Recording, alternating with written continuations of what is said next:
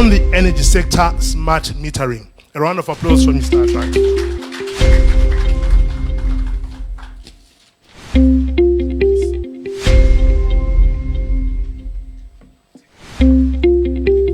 Honorable Minister of Industry and Commerce, Honorable Minister of State, Provincial Administrator, I know she was here just now. She's around. JOC members, members of Bulawayo think tank, top government officials, representative of industries, captains of industries here in present, ladies and gentlemen, all protocols observed. I must congratulate everybody here before I go into my presentation, which is very short, because we currently operate in about 3 continents and about 6 countries. And I must confess that this country is one of the, or is unapologetically the most hospitable, the friendliest, and the most accommodating. I think we deserve a round of applause for that. Honorable Minister of State, you know, we don't value what we have until we lose it. So I suggest let us value what we have. Let us appreciate what we have. We may not have the whole world, but we've got great people in this country. So I think that is something I'd like to talk about. I will talk to us briefly about 3 energy projects that we are very familiar with, that we've implemented all over the world. Like I said, 3 continents. And we intend to bring it to Zimbabwe as well, and Bulawayo especially. Just a little bit about us. We do a lot of R&D, and that is what underpins all our projects. We do smart grid and smart metering, and I will show you briefly. We do energy management because when we do this, we want to derive value from them. We don't want to deploy meters and turn our back. And we have studied globally the critical failure factors why smart metering projects have failed in the past. So we can tell you one of the reasons is because they lack management. So when we do our smart metering and we do our smart grid architecture, design, implementation, we make sure we've got management. Then we do asset management, low carbon transport, but we will focus today on these 3 sub-modules that we deal with. Just to let you know, our top management structure, we've got local representative here in Zimbabwe, full-time, and we've got from South America. A little bit of some of our activities. We work with our National Institute for Science and Research in South Africa, our Ministry of Transport, monitoring, evaluation, and all of that, and UNIDO, by the way. We've got projects going on with UNIDO in Ghana and in South Africa.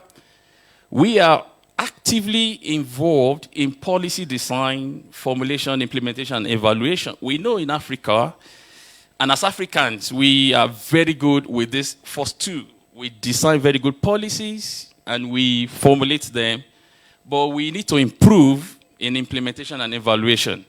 You know, somebody was talking about data mining the other time. Do we have data about the policies that we formulate? How well are we doing with implementation? Are we tracking progress and all of that? So we deal with those things. Just a little bit about what we know as far as Zimbabwe Energy is concerned, or the energy sector. We know that this country is very endowed. We know this country is very rich. We know there are a lot of resources in this country. And as you can see, I will not waste too much time, over 12 billion metric ton of coal reserve that we've got. Not too many countries in Africa, you know, have got such. And all of these other things. Look at the baggage for biomass generation. You know, so we've got a lot of resources in the country. It is the place to be, basically. That's what we are saying here. Your call for investment is not out of place. You've got what it takes to invite, you know, the best investment in the world. You just need to create the environment. Going through the National Energy Policy Framework, which we have studied in detail, we know that the government wants to ensure access to affordable energy, eradication of poverty and all of that, ensure local capacity development in the energy sector. So we have looked at this policy framework. We have looked at the MTP, the medium-term plan of the policy, and we have said we want to come into the country. Well, this is data from ZimDat, commenting on the policy, the national energy policy. Some of the areas that they have picked up issues, operational inefficiencies in the power sector and all of that, poor capital base and inadequate infrastructure, which we all know, aging infrastructure, low investment, and this is one of the reasons why we are here today. We know all of this, and we are saying we want to respond to the national energy policy and the medium strategic plan of the country. And how do we intend to do that? We need to first, and this is the cruise of my presentation, we need to first conduct a full gap analysis between where we are and where the policy says we should be.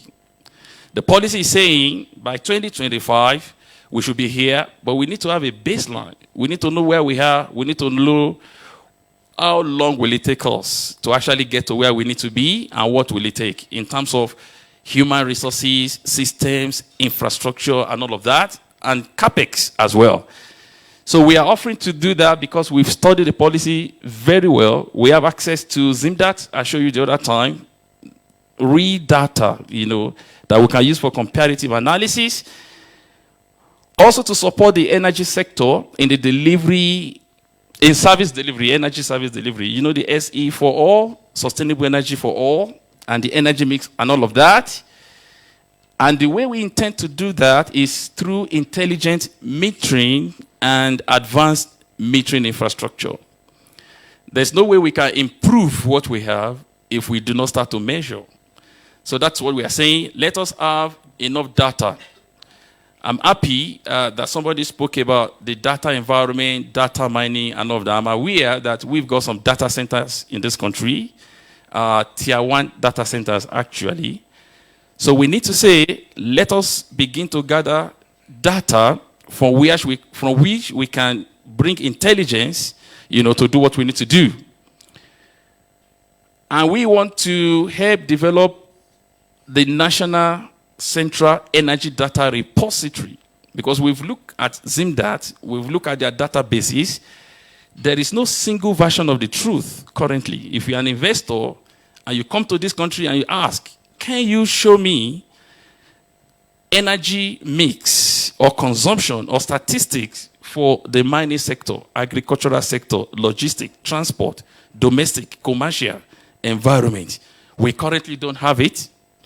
We think we can support the design, the architecture, and the implementation of a national central energy data repository. So if the World Bank comes, it has enough data to make decision, investment decision basically.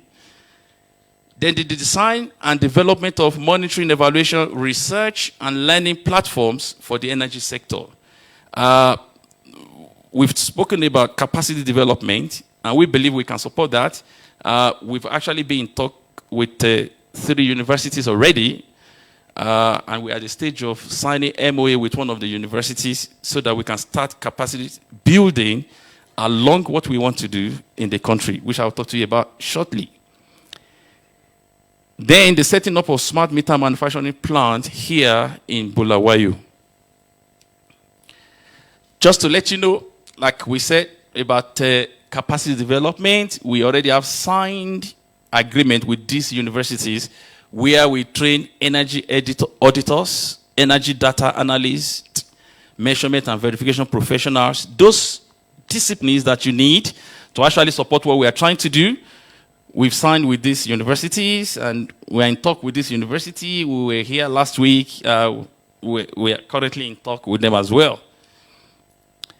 Just to let you know, I won't waste too much time about this, but when we deploy our smart meters, we have a goal. The goal is to make the grid, the national grid, intelligent, so that you can be capable of what we call IDSM, dynamic pricing, and all of this. This may be a little bit technical, but we are saying we don't want to deploy meters for the purposes of deploying meters. We want to deploy meters to make the national grid intelligent. Meaning, if there's a problem at number 5, Clifton Road, the control room knows that that's where the problem is. You know, currently we have to phone that a mini sub is down, and some people come to fix it. But real time, this smart grid enables you to know. And this is not rocket science. We can support the design, analysis, the synthesis, and the implementation of this, control and also maintenance of this, basically. The smart meters that we currently manufacture, because we're in this business, we currently manufacture single-phase, three-phase meters, and we deploy globally. We have a pilot actually going on in Brazil as we speak. We are trying to start one in Seychelles and all of that. These are the features, and I'm not going to waste too much time on them because they're fairly technical. Water meters as well. Currently, we send people to go and read water meters in people's home and all of that. We have water meters that are capable of bidirectional communication with a control center. So you read off water consumption automatically and all of that. So this is what we are saying for Bulawayo, that we want to set up the first indigenous smart meter manufacturing plant in this place. And we know it will create employment, you know, factory workers. Typically, if you have a plant that manufactures 50,000 meters, say you have 25,000 single phase and 25,000 three phase meters, you need about 120 people in the factory itself. That is at 80% capacity utilization. Now, you need certified installers. We need to now, that's why we went to the universities yesterday, and this afternoon we are still meeting another university to start. This is a journey of 2, 3, 4, 5 years, but the journey of 1,000 miles starts with a step. And the earlier we take the first step, the better. So we are meeting another university vice chancellor today. We met one yesterday to say, can we start, because this plant is coming on, can we start to train people to install, train and certify them to install and to support, you know, and to repair if these things go faulty. And the back-end operators, you are talking about hundreds of jobs here. You know, imagine deploying nationally. Just to let you know, Greece has given us an order to supply 100,000 meters every year for 10 years. That is Greece. And we've got, the award letter here. Now, in Zimbabwe, if we are going to make the grid smart, we have to deploy these things nationally. Now, to deploy nationally, you need thousands of installers. You know, you need thousands of support technicians. You need thousands of, maybe hundreds of repair engineers. We don't expect high failure rates.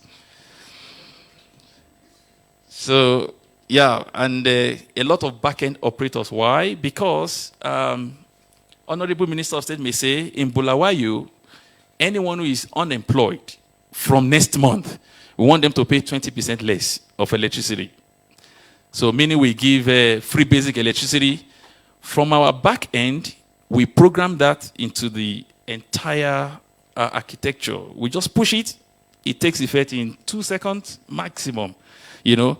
So we need people at the back end who can implement policies, you know, digitally and send these things to the devices in the field.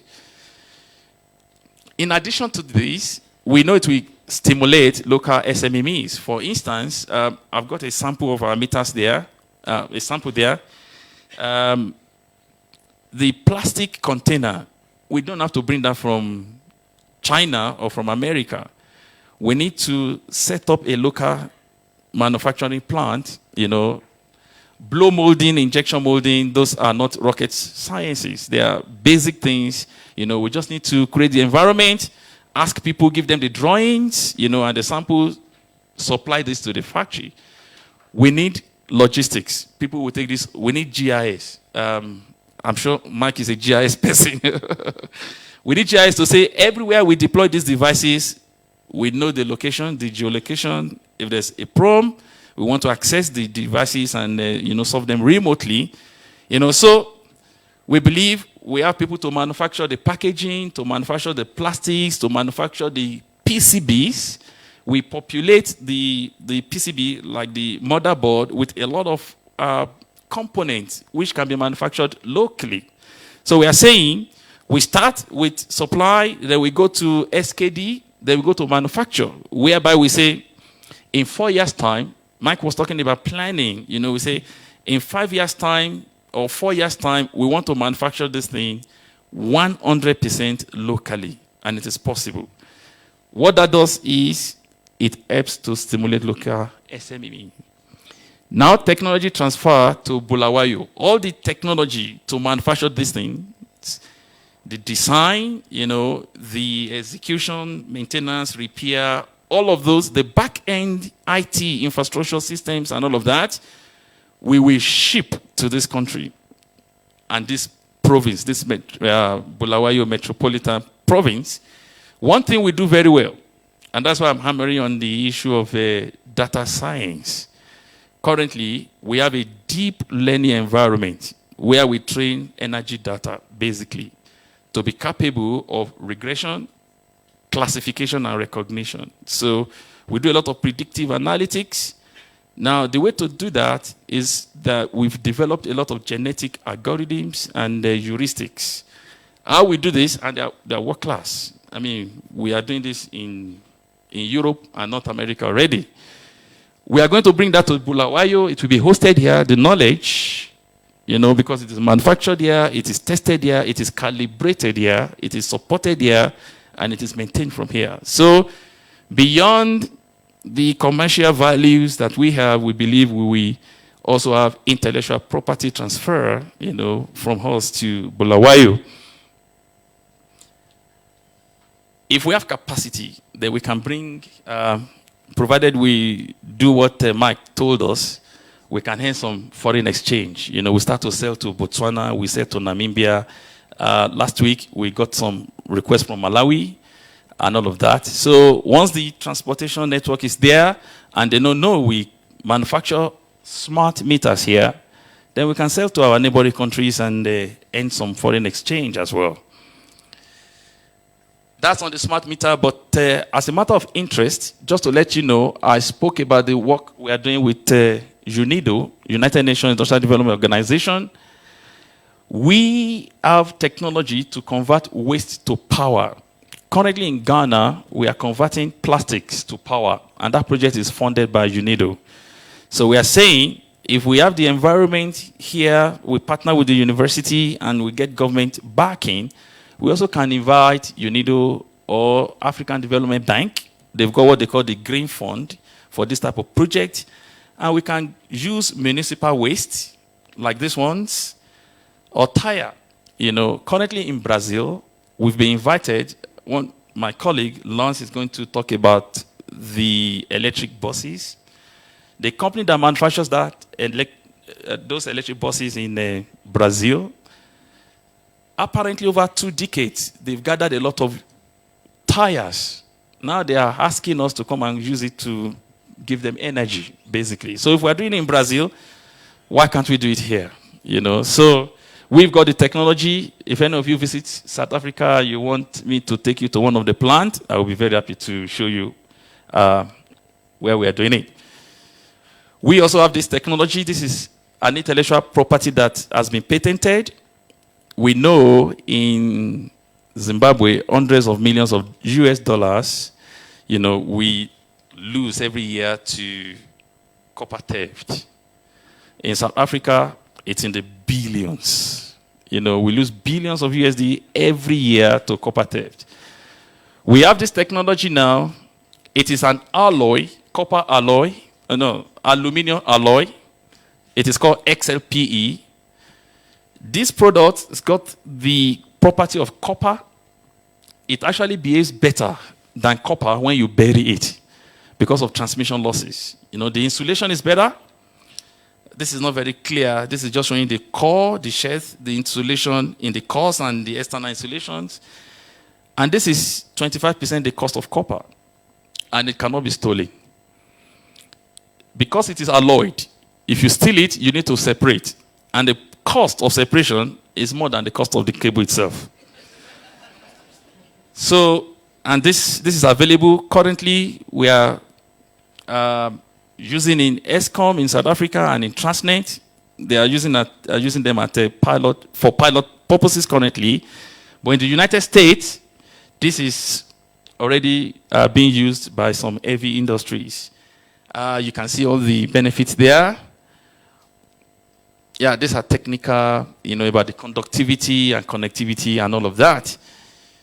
We also have a smart center for capacity development where we train people in our domain of operations. We've discussed this with the universities and all of that. So we will be developing capacity to support whatever we do in this country as well. Just to give you a little bit of peace of mind that we know what we are talking about in our areas of operation. We belong to these global and regional bodies, and we are certified to do what we are doing. This is the global body that certifies energy engineers. We've got 3 certifications from them already. And I think I will stop at that. I thank you, ladies and gentlemen.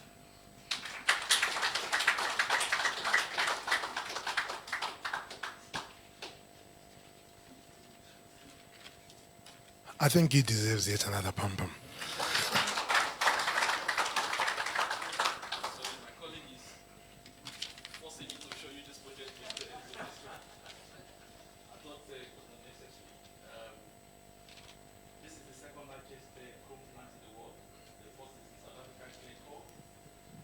Glencore. So this project, currently they dissipate heat to the atmosphere because they heat this furnace at about 700 degrees, and they bring in input material at room temperature. So what we are trying to do is to harvest the heat that they dissipate in the environment and use it to preheat the infeed material. So that if you preheat to about 300 degrees, then you don't have to fire at 700 degrees here. That is to save 1.2 million US dollars every month.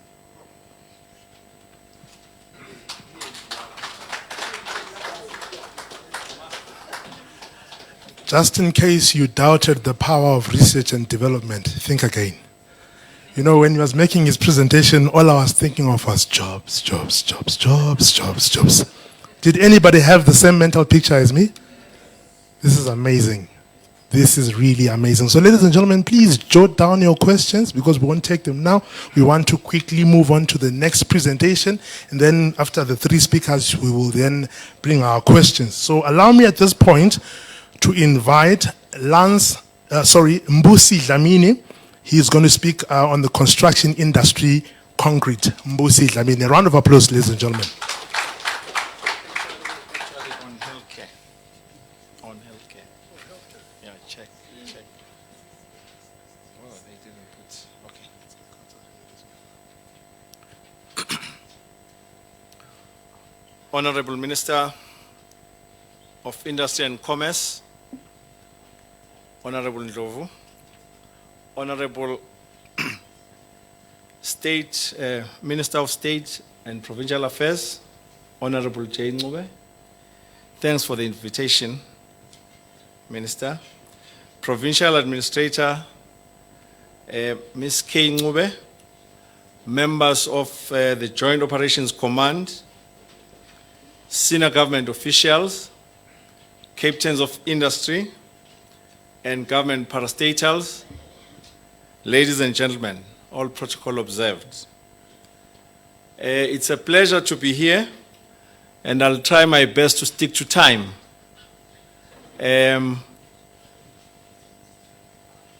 The brief that we were given was to talk on 3 areas of work. That energy presentation you've just had, and we integrate amongst ourselves. And then there was construction and concrete industry, and then healthcare. I will ask your indulgence, Minister Ndlovu, and to get into healthcare, because I'll bring in the concrete and cement, because we do it as a matter of course. What has happened with me sitting there, I've been changed. As Dale Carnegie said, there is a presentation I prepared, there is a presentation I'll do, and soon afterwards there'll be a presentation I wish I had. So bear with me. Putting together what has been presented made me to want to change. In this presentation, I'll go to the last slide and then go back 2 slides.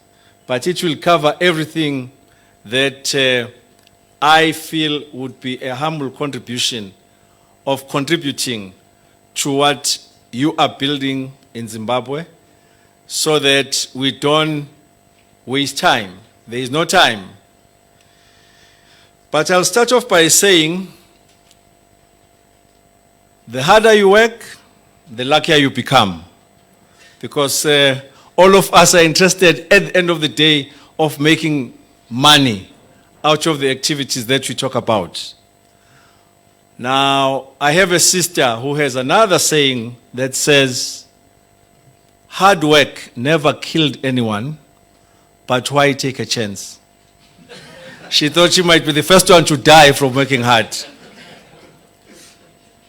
And then finally, for purposes of business, because I know I'm talking to people who are interested in business, a good friend of mine told me a story that he was told by his father, that an old man in their family was asking this boy why he's always pulling a rope.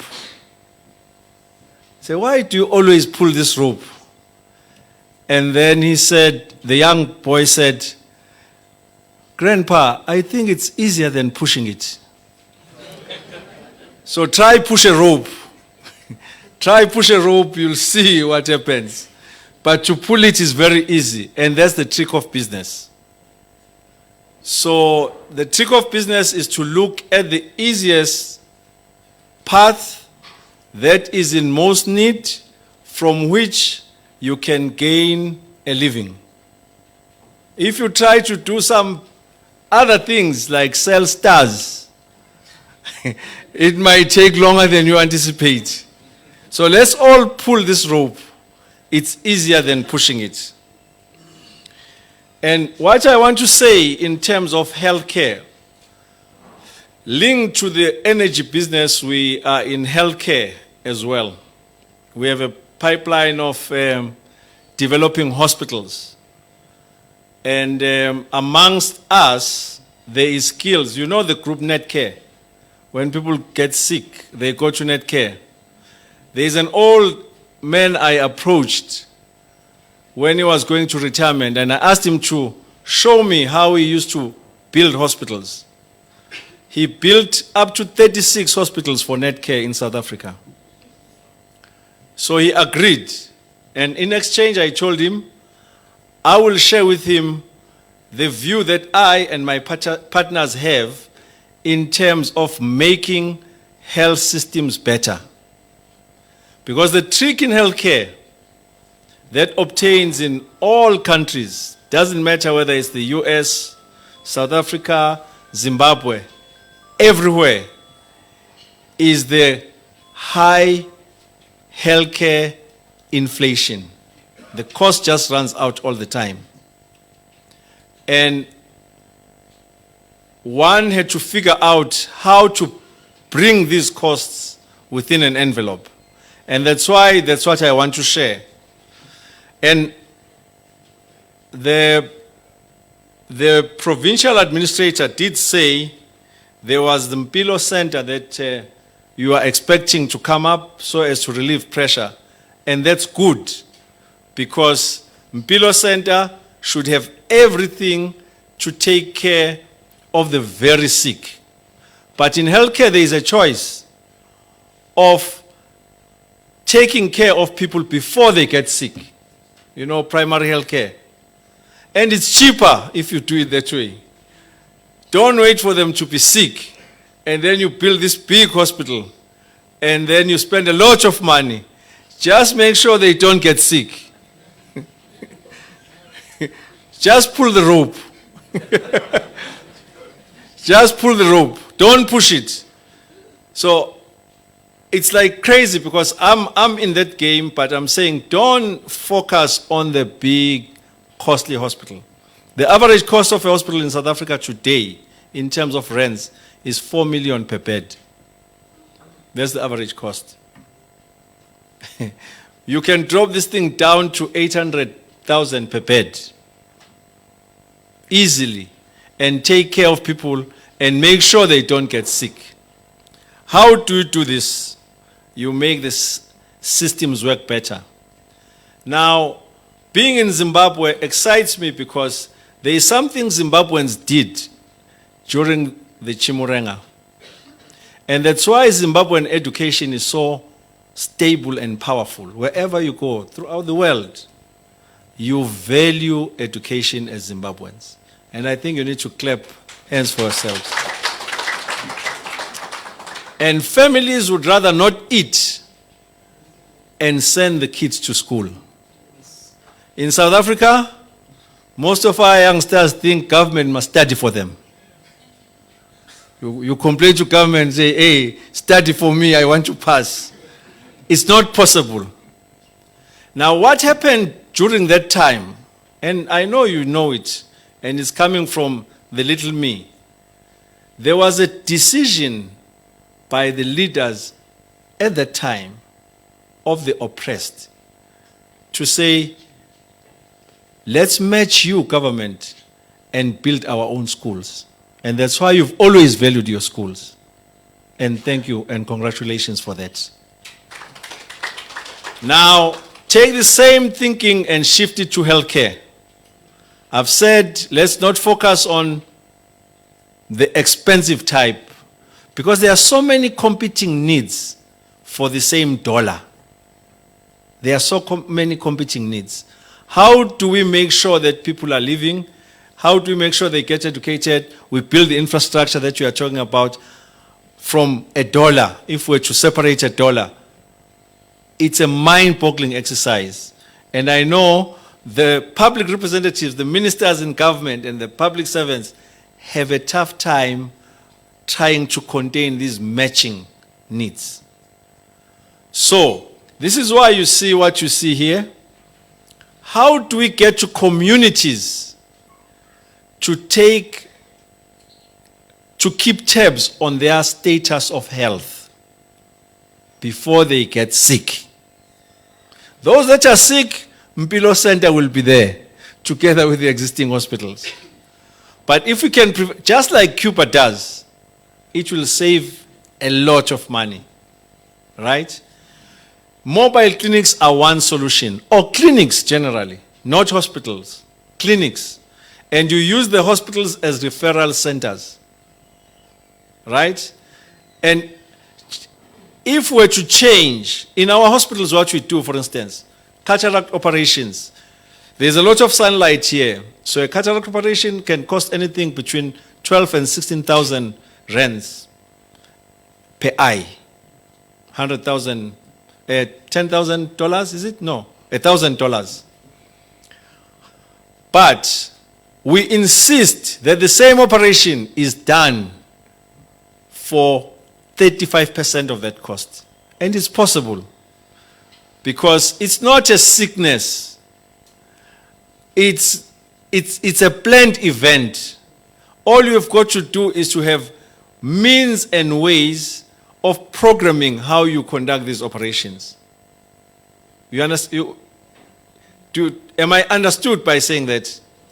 Instead of paying just to be able to see, each one of us has 2 eyes on average.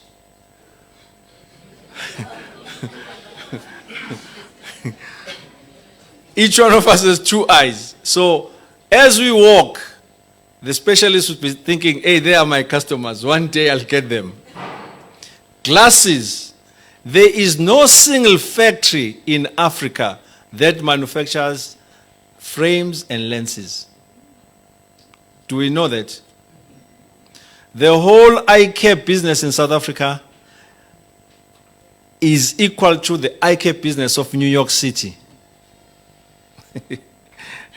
It's amazing. Yeah. And when you have that professional and you are seated on your chair and they say, this frame looks good on you, you really believe it. You really believe it. This one doesn't look good. But all the time, the one that looks good to you is more expensive than the one that doesn't look good on you. All right? All we want is an outcome for you to see good, not to look good. You understand? We want each person to see good. Apologies, Honorable Minister. But this is how we save costs. Because then it becomes possible for government to provide this. You didn't hear this from me. No single lens, either in this country, you probably get your lenses from Kenya, from SLO or from SA. No single lens in South Africa for more than $5 each. I rest my case. Okay? You didn't hear this from me.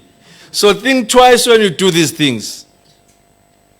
And it filters, it gets to be expensive for government at the end of the day. Because healthcare, the danger with healthcare is, let's not try and make profit out of this. It's a public good commodity. Yes, you can enjoy making money, but make sure that everyone can access the service. And this is our philosophy. So when we structure this, when we manage healthcare, we make sure that we drop the costs so that it's accessible to the poorest of the poor. Okay? And if we keep that, if you start like that, you'll be fine. But as business people sitting here, if you want to make money, you will make money. And what follows is an event that awaits all of us. Then you die. So what? You've made money, no impact. People behind you still pay more. And we have an opportunity of redefining this so that the downtrodden amongst us, and it's in all communities, can access. In India, the lens, to replace a lens in the eye now, not the glass lens or the plastic lens, to replace the lens is, or the lens itself costs $5. In the US, it's $60,000. Okay, so we need to understand our activities all the time. Healthcare is a public good. Yes, you can make money if you go for the sophisticated type. Yes, those amongst us who want to lose some fat, liposuction and this, will pay more. If you want cosmetic dentistry, yes, you'll pay more.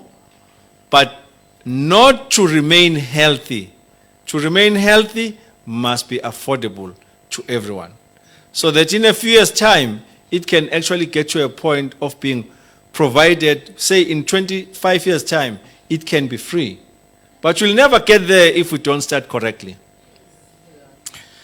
And my penultimate point is that for us to make a proper contribution, yes, people will make money by selling the property where the hospital is built. To build it, they'll make money. To sell the equipment, they'll make money. But to operate it, that's where the key is. And that's then the knowledge we come with.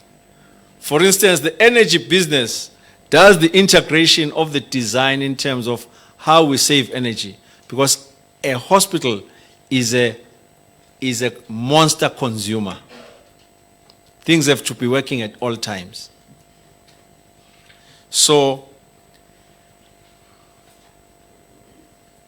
I will want to end this with the following message. It's not an original message. It comes from what is called the wisdom of the Cherokee. The Cherokee were an Indian tribe in the US. They used to ask the colonizers, how and what are you going to do with the air that we breathe? What are you going to do with this air? And it was a confusing question. They say, because this air, when we are born to this land, this is the air we breathe. When we leave this earth, this is the air we breathe into. What are you going to do with it? They never caught up that they were asking about pollution. They never caught it up, but that what are you going to do with this air, with these rivers? And the wisdom of the Cherokee is contained in a book. It says Stories Around the Fire, if I remember well. And they say, whatever you do, you need to have clear intentions. Your intentions must be clear. And I want to add, pure. Money is a team sport. You will never make money alone. If you make money alone, the above will happen. You will die, and so what? You rather make it with other people. All right? And they can help your kids, your offspring, your relatives, somewhere down the line. So money is a team sport. That being the case, you need to always have clear intentions. Number two, they say, skillful means. Whatever you do, that's why the IBM was impressed. Whatever you do, it must be knowledge-based and driven. You can never replace skill. Skillful means. So amongst us, those who know must drive the areas of work that we are in, after the intentions have been specified, that they are clear. Right? And the third and last one says, whatever you do must not clash with what the tribe has established. Because we have a history, all of us. So when our forefathers set out, like in the schools in Zimbabwe, people decided they could have pocketed that money, right? They could have abused that money, especially if they were South African. They could have taken it, right? But they decided, no, put that money in the schools and we'll match it for the future of our kids and generations. And that's noble. Okay, so whatever you do must not clash. If you want to get into this sector, or any other sector for that matter, and make a lot of money, what will happen? There is enough money in the world. You'll be bought off by a multinational. Right? You'll be bought off, you make a lot of money. So what? This is my big problem. You've made it, you live well, you can only eat 1 meal at a time, you can only sleep on one bed at a time, you can only drive one car at a time. So what? What's the point? When we can reset.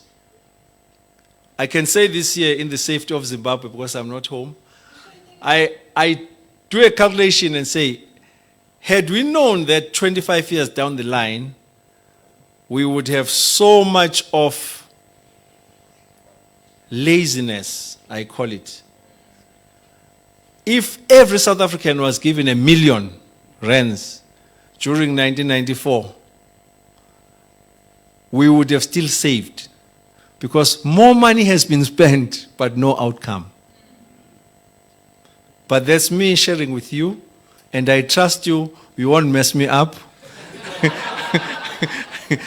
But I think more money has been spent than if each and every South African who voted got $1 million as a reward. Isn't it, IBM? Thank you very much for your indulgence.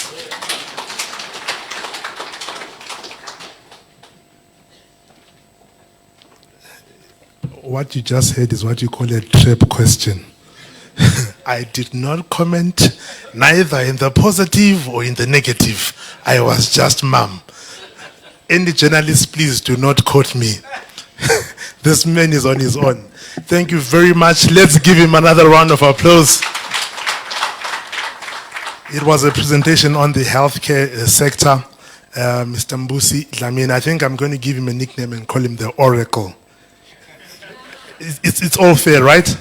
Quite a wealth of knowledge that we are getting, you know, over and above the specific details that we're about. Thank you very much. Allow me now to invite Lance Nesbitt to come and speak on the transportation. On transportation, that is the energy efficient buses. A round of applause for Lance Nesbitt.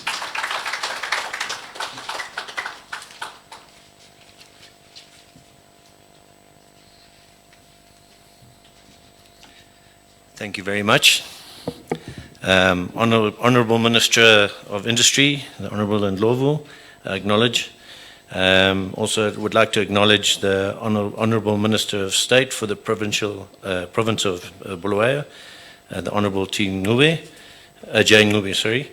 The Provincial Administrator, Mrs. K. Ngube, members of JOC, senior government officials attending, captains of industry, and government parastatals, ladies and gentlemen, all protocols observed.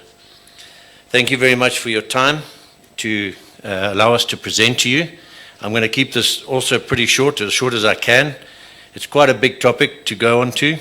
I'd like to first introduce myself, Lance Nesbitt. I work with Neil Nesbitt here in Zimbabwe. We represent Siakanda and Mbusi and Ajay here, as well as we represent, as you've heard mentioned before, our Brazilian counterparts, who this technology is actually, that's where this comes from. They are a family business. They've been in the business of transport for over 100 years, and they continue today to be one of the most successful transport companies in Sao Paulo in Brazil. Now, having just been to Sao Paulo with our esteemed counterparts here, all I can say is mind-blowing, and I think they'll agree. It's incredible, the amount of people that are moving from one place to another every day, and they do it successfully and efficiently. So they've gleaned all the experience. They've got a very clever engineer working with them that over the period of time they've put together the technologies and tried and tested methods on how to be more efficient on moving people from A to B.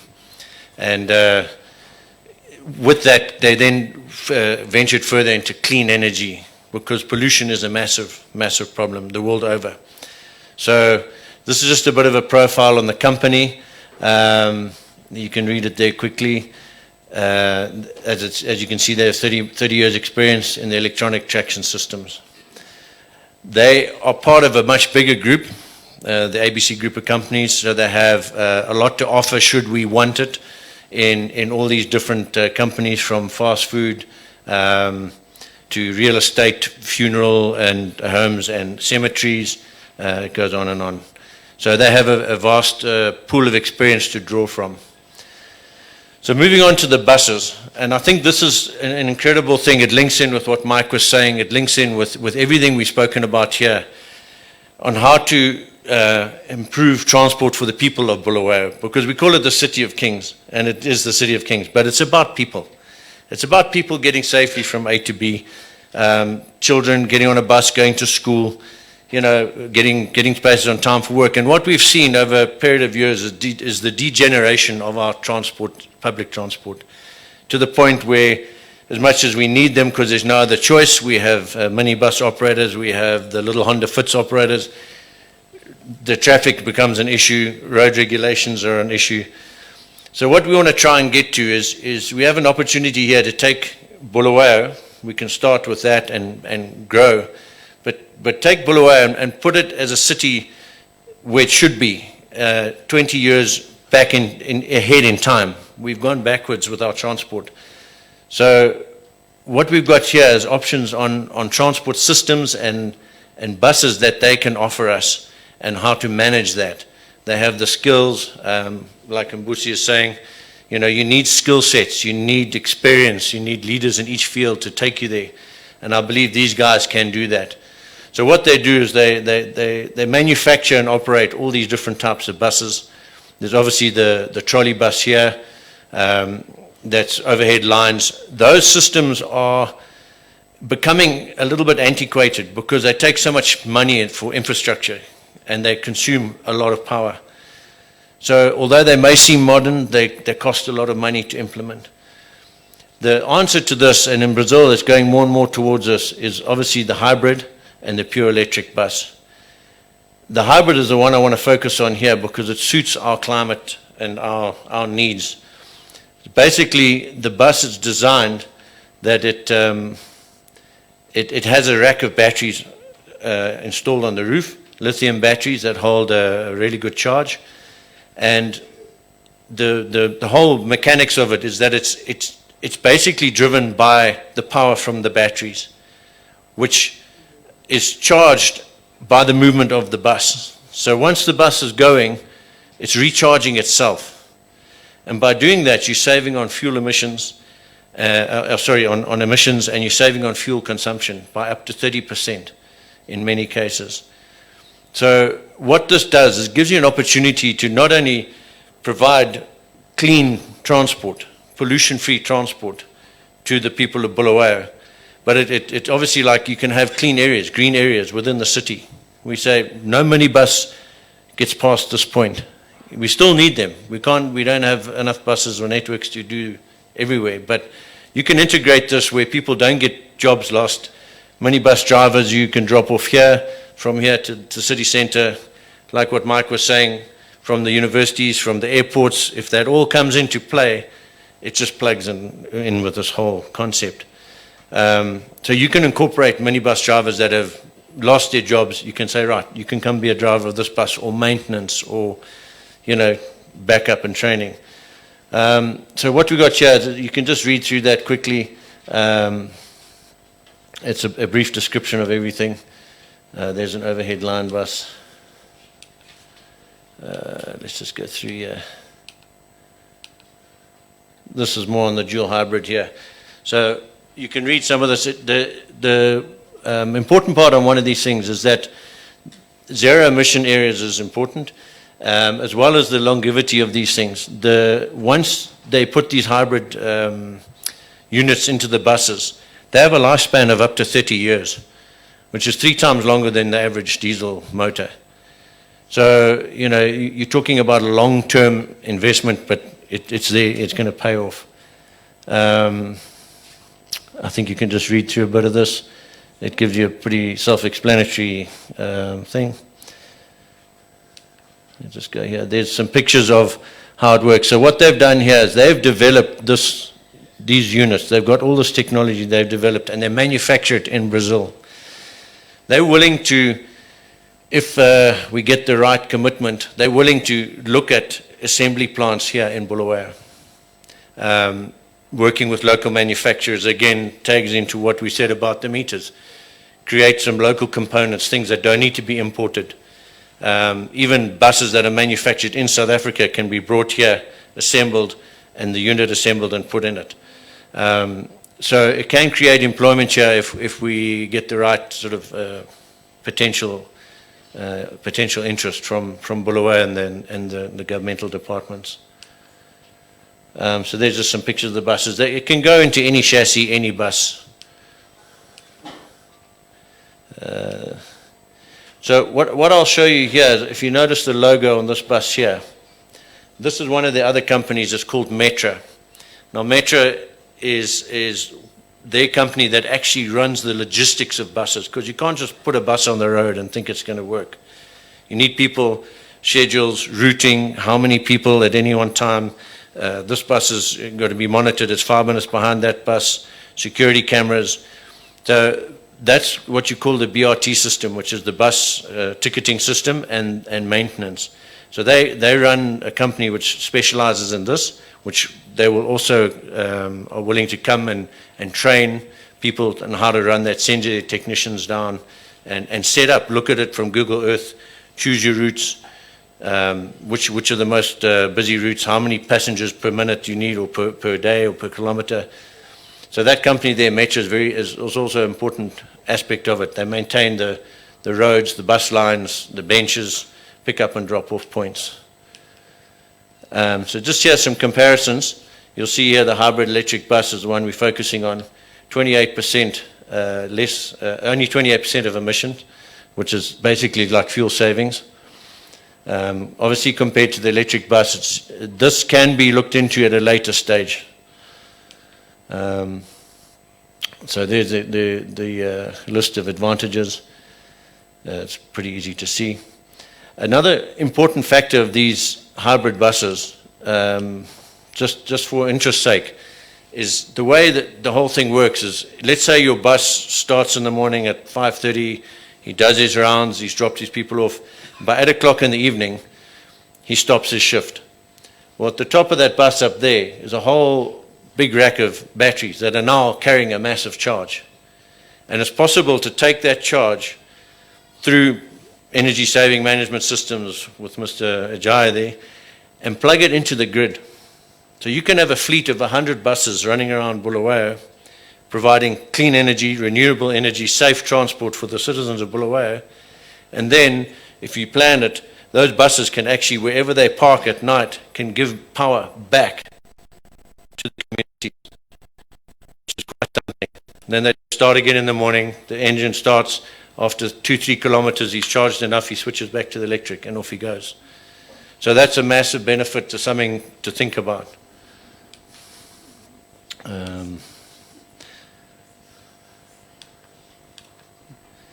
This is just some of the inside of the buses. We'll flick through that. This is a new concept which they are working on. The conversion unit to hybrid, it's currently working in buses, but it can convert into what they call e-delivery, clean delivery within the city as well. From about 5 tons upwards, they can convert. So it can be a bus, it can be mining equipment, it can be logging equipment. Any heavy duty can eventually get converted with the views of the BRICS countries heading towards 2025 and where we should be as opposed to where we are. So these are just some schematics of how it all fits in, the different diagrams. I'll just flick through that, it's a bit technical. Okay, now this is the other thing I wanted to touch on. So what they do also is they specialize on converting these buses into what Mr. Mbusi was talking about as mobile clinics. So for the city of Bulawayo or even the rural areas, they can be turned into clinics. They can travel. It can be gynecology, it can be optometry, it can be anything you want. You just specify what needs to go in there, and it'll go in there. So that's just sort of a view of, you won't even believe that's inside a bus. You know, that's what it looks like. It's basically a little doctor's clinic. So it can be daycare as well for the Department of Health. Department of Education can be schools, mobile computer offices. It's multiple applications on these things. There's just some things of the daycare. So it's quite important. Department of Development. And then here, Department of Defense too. Same sort of scenario, hybrid bus can be mobile headquarters for humanitarian purposes, just like we've had now. Okay, same sort of thing. One of these buses, self-powering, can power up a temporary humanitarian camp, or can power up a temporary military camp, or that sort of thing. And they've got all different chassis specifications, some like this that'll go on the more rural roads, and obviously some for more urban. So in closing, I would just like to say, you know, that these sort of concepts are about people. It's about empowering people. It's about getting our people of Bulawayo to and from work on time and safe. and clean energy. I think the way to go is clean energy, clean up our environment, structured transport. You know, I think a lot of people can go back to the days where they got on a bus with their buddy and went to school.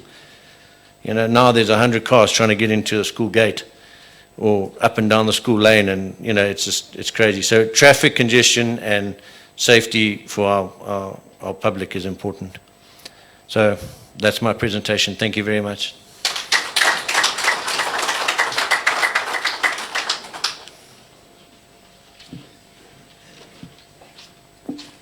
Thank you very much, Mr. Lance Nesbitt. You know, since the presentations began, I've been having this amazing picture of Bulawayo. You know, there's buses moving, making their way, maneuvering in our beautiful city. Smart meters, a vibrant primary healthcare sector. Can you imagine the nodes that were mentioned earlier on, you know?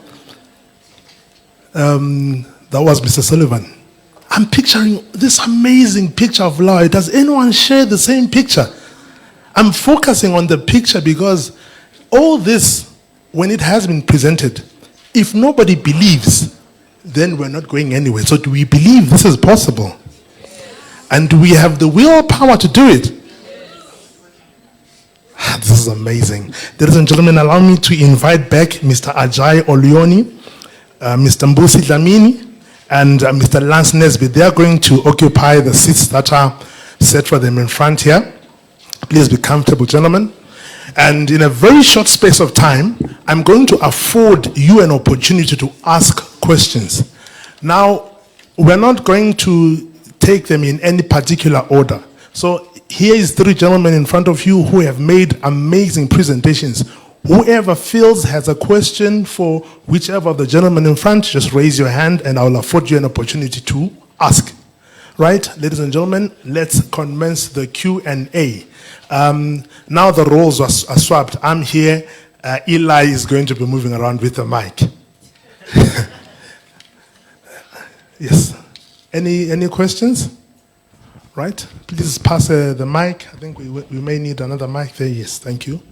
Good day. You're speaking to Monica.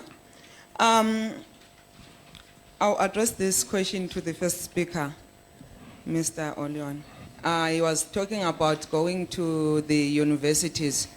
Unfortunately, we've got people like me coming from rural areas and with no school before, meaning that we don't have the opportunities to be in university. So how are you going to reach us as we are in rural areas to be part of this? Second question is, you're talking about the factory workers. Are you giving the training or you need people that are trained on those departments? Thank you very much. On the first question, how do we reach rural dwellers with this project?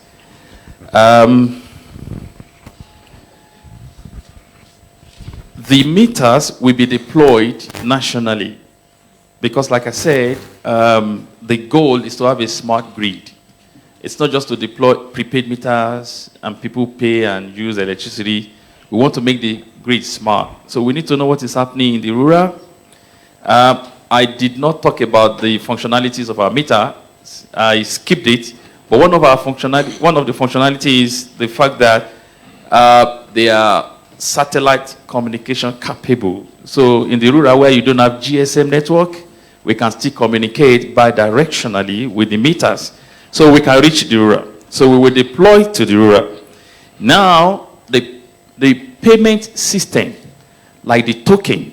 So I mentioned stimulating local SMEs. In the rural, you want to buy electricity and you want to use electricity. When you exhaust your token, you want to recharge, like your SMS, your SIM card and all of that. So we have people in the rural that we have POS, points of service, where they can sell electricity to people who want to buy. So that's not a rocket science. You don't need a PhD to do that. So if you are interested, you say, no, give me a kiosk so people can come and buy electricity from me, so you can participate in that sense. You may say, I want to be in business, your installers, moving them around, transportation. You may say that's what you want to do, you know. We spoke about waste to energy in Ghana. We are moving we've engaged people to move all the plastics in town, so we turn them to liquid fuel. Because plastics, you know, they come from hydrocarbon, from petroleum. So we are sending them back to where they came from. Now you can say you want to pick all the plastics in your rural area, and we bring a pyrolysis plant, and we generate electricity, and you make money from it. You know, so this is just the first engagement. When we get to the details, all these things will be clear. Number two, factory workers. We are not going to engage people, we will engage some people who are already trained, like the calibration engineers. This is a very highly specialized area. We don't want to put meter in somebody's house and the house burns overnight. You know, so we will employ some highly skilled people to do some skilled jobs. But like the factory workers, people who do packaging, people, you don't need to have a university degree for that. We have that. However, our engagement with the university is to start to train people ahead of when this starts. Because there's no university you go in the world where they train you how to make smart meter. They train you on electrical engineering, electricity, electronics, telecommunications, and all that. But specifically to do what we want to do, we need to train people and we need to certify them. And before this factory comes up, it will be like 18 months. Between now and then, we want to start training people so that when it arrives, that's not when we are looking for people to run for us, basically. I don't know if I answered the question. Okay, thank you. Thank you for that. We're still taking more questions. Thank you, Mr. Moderator. My name is Mathibela. I represent Mathibela Business Initiative Trust. Please allow me to digress slightly. I have no questions for the speakers. I just wanted to register something which, as an organization, is very critical. The presenters to us, they seem like they are a symptom. We wanted at least to address the really cause of our challenges within the region. First of all, I would have loved to have had government, the provincial government, to give us a background of the master plan. What exactly, because it should be a template where we can then present or deposit our planning or our businesses into the master plan. That's what we would have wanted to have had available. If it is going to come, we will be more than obliged. Thank you. Thank you, sir, for your observation. But may I be quick to highlight that today's conference was set to address specific areas, focusing on investment. So it is a two-pronged conference, whereby we are looking at ourselves as Bulawayo, but also allowing the investors who we have invited to see the opportunities and present possible solutions for opportunities that lie in our city. So in that being the case, ladies and gentlemen, allow me to only invite questions that are within the scope of the presentations. Is that a fair deal? Yes. Thank you very much. So in the name of progress, that's what we're only going to do. Yes, next question, please. Okay, thank you very much. My question, I will direct it to Nesbitt, the one who talked about the energy efficient. I'm just wondering, if you are looking at our province as Bulawayo, what is the competitive advantage that we have to introduce such kind of bus system or transport system? Do you have anything that you say in terms of raw material that will require for that kind of system to work in our environment? Because I'm looking at a situation where already currently we have the shortages of electricity and so forth. and then you are now bringing maybe buses that will also consume electricity. And what else do we have that we can say, this one we have a competitive advantage to introduce that kind of buses? Okay, thanks for your question. I'll just clarify your second point first, is the buses we're talking about bringing are actually hybrid buses that generate electricity rather than consume electricity. That was the focus, and in fact they will provide electricity after their shift, so that is the benefit of them. Your first question is, the answer to that is manpower. You have a lot of people here that are needing transport and are able to work in those buses and the systems that run those buses. Other than that, I don't think Bulawayo has any other strategic advantages. It's a need more than anything for the city. And, you know, these proposals can, if an assembly plant is set up here, if there's an interest for that, then that creates jobs, and it becomes what we're talking about, like with Mike, assembly can be done here and shipped to multiple countries. So those are the advantages. I hope I've answered your question. Thank you. Sorry, moderator.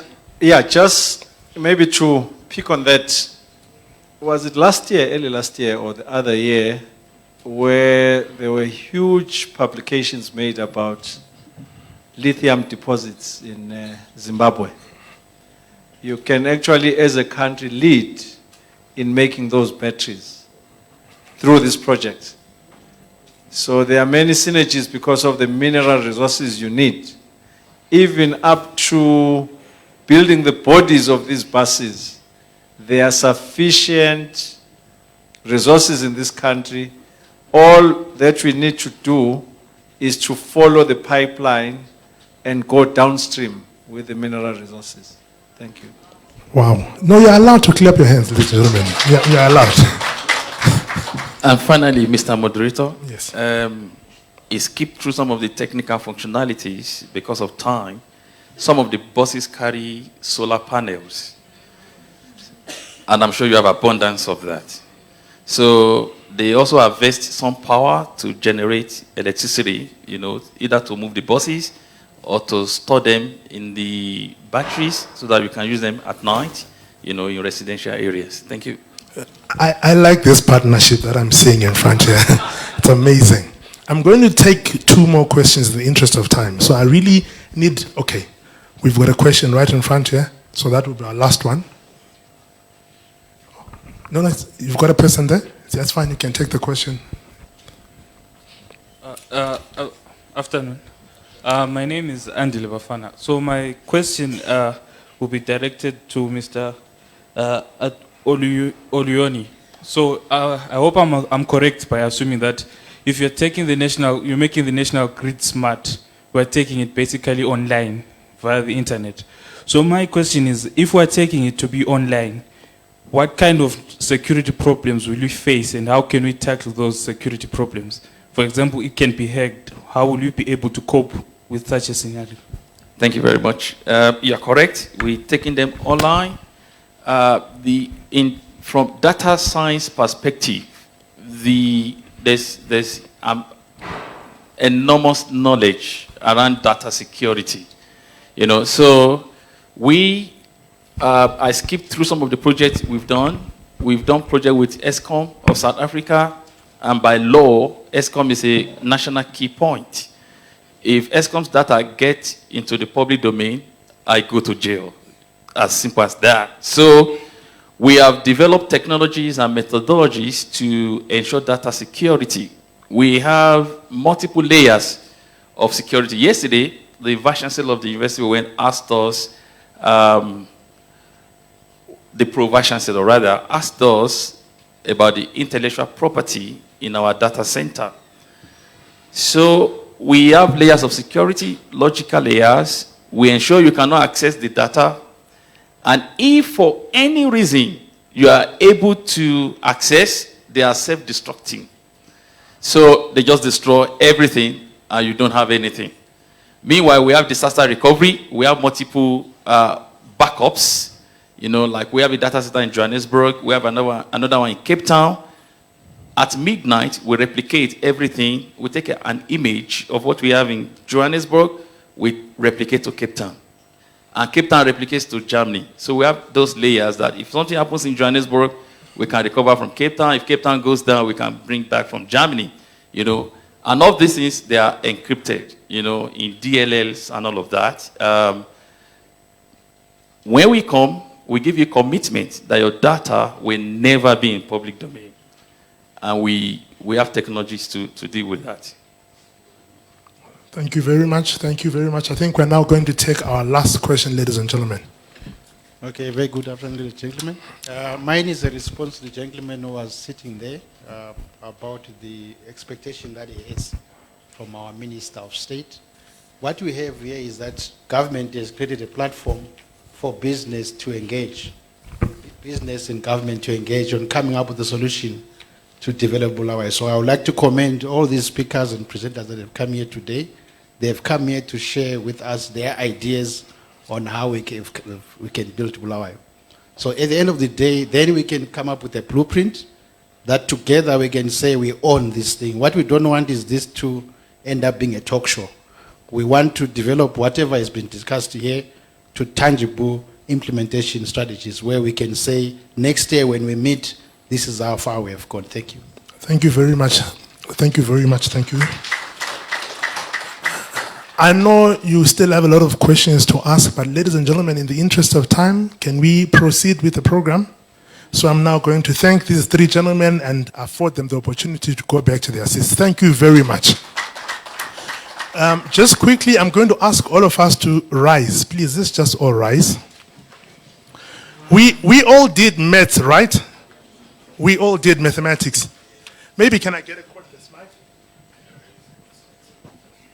So if I say, can you put your hand in a position that is at 90 degrees to the plane of the earth upwards? Can you do that for me, please? Yes. Yes. 90 to the plane of the earth. Let's go. Ladies and gentlemen, we all did mathematics. To the plane of the earth. It must be at 90 degrees to the plane of the earth. I will not attempt to look at this table. I do not want to judge the honorable, so I will just focus. Whatever they are doing at the back is all right.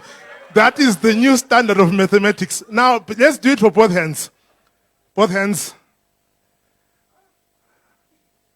Right, now at 0 degrees to the plane of the earth. 0. Yeah, we're getting there. That could be 0 or 180 again, 90 again. Right? Back to 0. And then let's do a swivel motion in that position. A swivel motion. Wait, but your fulcrum will be your body. Swivel position, the fulcrum will be your body. The fulcrum is the body. Oh well, yeah, it does work. Though I was sort of expecting this swivel motion. Yes, let's do this one. Let's go. Let's go. Well, yeah, not too bad. Please clap hands for yourselves, ladies and gentlemen. That was us stretching for a bit.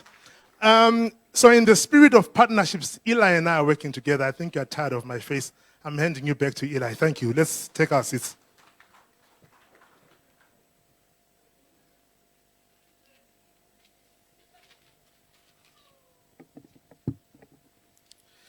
Thank you, Nkosi. I believe we're all rejuvenated. And from the presentation, it's been amazing throughout. Just a quick announcement. I would like the following DA, Madam Kiwane, if you could please see Mrs. King, the public administrator. She would like to have a chat with you as quickly as possible. That is Madam Kiwane, DA. Right. Moving on with our program.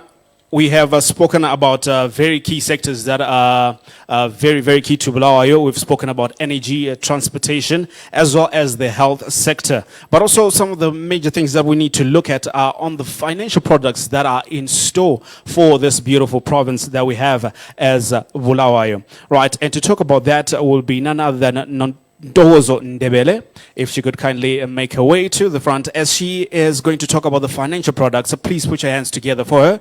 She's a customer service manager at Empowerment Bank.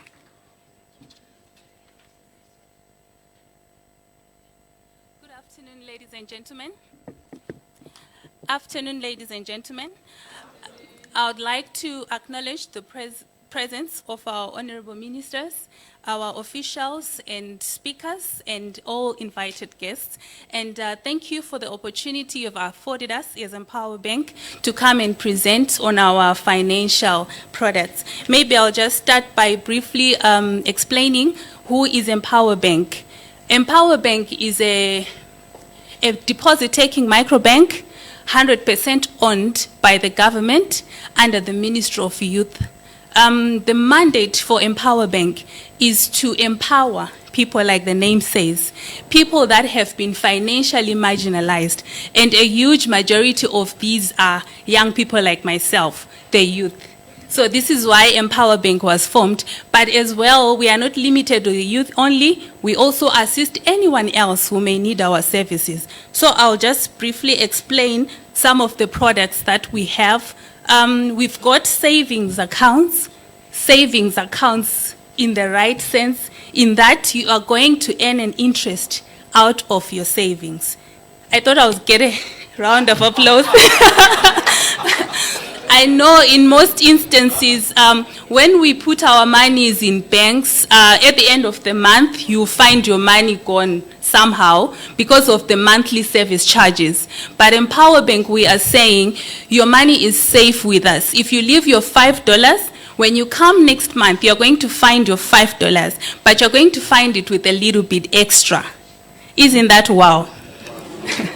Yes. So these accounts are not limited to individuals only. They are also for groups, because we believe there are a group of people who may want to start a project or start a business and would like to open an account as a group. Say they are not really registered as a company, they are still trying to grow, but they're a group of 5 friends who are into fish farming or something like that. We allow them also to open a group account, and we also offer accounts to our businesses as well. Same conditions apply, no monthly service charges, and then you are going to earn an interest. I'll move on to our loans, which is the core business of Empower Bank. We offer loans to individuals, to groups, as well as to businesses. So these loans are meant to empower us as a people, to empower the society, and at the end of the day, to grow our economy. So we are saying, if you have a project that you'd like to do, come to Empower Bank. We will assist you with the funding. Not only the funding, but as well as to grow your ideas, because we have a number of youths that are not quite sure how to run a business, that are not quite sure how to even develop a business plan because of different circumstances that we grow up in. So as Empower Bank, we go an extra mile to assist you come up with a business proposal, which most people don't know how to do, and which most people pay a fortune to go and get done elsewhere. So at Empower Bank, we've got templates that guide you on how to come up with a business proposal. We will mature your idea.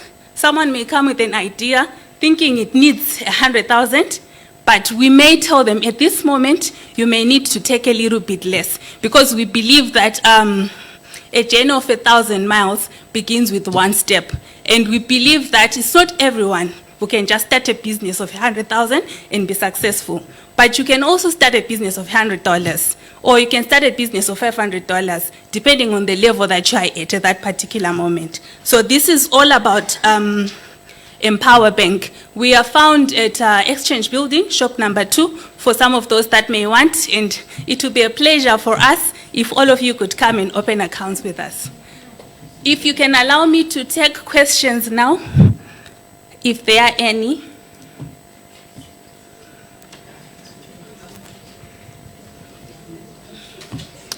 Do you have any questions for Ms. Mathibela right here? We've got one question at the back there.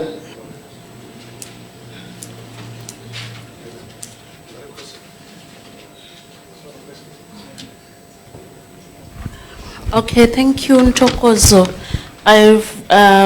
Maybe I can say one or two questions. My question is around the interest rates, both the credit interest and the loan interest rate. Okay, thank you. Our interest rate for when you are saving, you earn 6% per annum for all the accounts. So it's 6% per annum. And then our interest rates for the loans, they range between 3 and 5% per month, depending now on the nature of your proposal and your project. Yes. Mathibela, the problem mostly people encounter is the collateral. Okay. You haven't spoken about it. When you are empowering, do you need collateral for that loan? Okay, thank you for that. Well, collateral is quite an huge elephant in the room, which is something that we are saying. In most cases, you find that our youths, those that we want to empower, they do not have anything to their names. They probably have a smartphone or just the clothes that they are wearing, and this cannot afford them any loan. So I did not mention the issue of collateral deliberately, because as Empower Bank, we don't fund a project based measuring on the collateral. The first port of call is the viability of your project. So if you know, when we launched our Bulawayo branch, there were funds set aside for viable projects at zero collateral. So 50,000 was set aside for viable businesses in Bulawayo. Viable businesses in courts in Bulawayo for those that do not have collateral. But we are simply saying, in a case where we require you to bring collateral, we are not saying it should just be in your name. If you've got collateral, it's a plus, yes, it's okay. But if you do not have, you also have a chance of getting a loan. We have extended what we require as collateral. We are not limited to immovable property only. We are also considering your movable properties. So we just ask you, what is it that you have that you can offer? If you have nothing, we have got, if you have people in your life that can assist you, that have assets, we also consider that. And we also look at guarantors. I hope I answered that well. Siyabonga, thank you very much. You are empowering the youth and the vulnerable women. My question is, do you offer any mortgage facilities? Because youth definitely need houses. And as women, you know, most of our houses are not in our names. Thank you.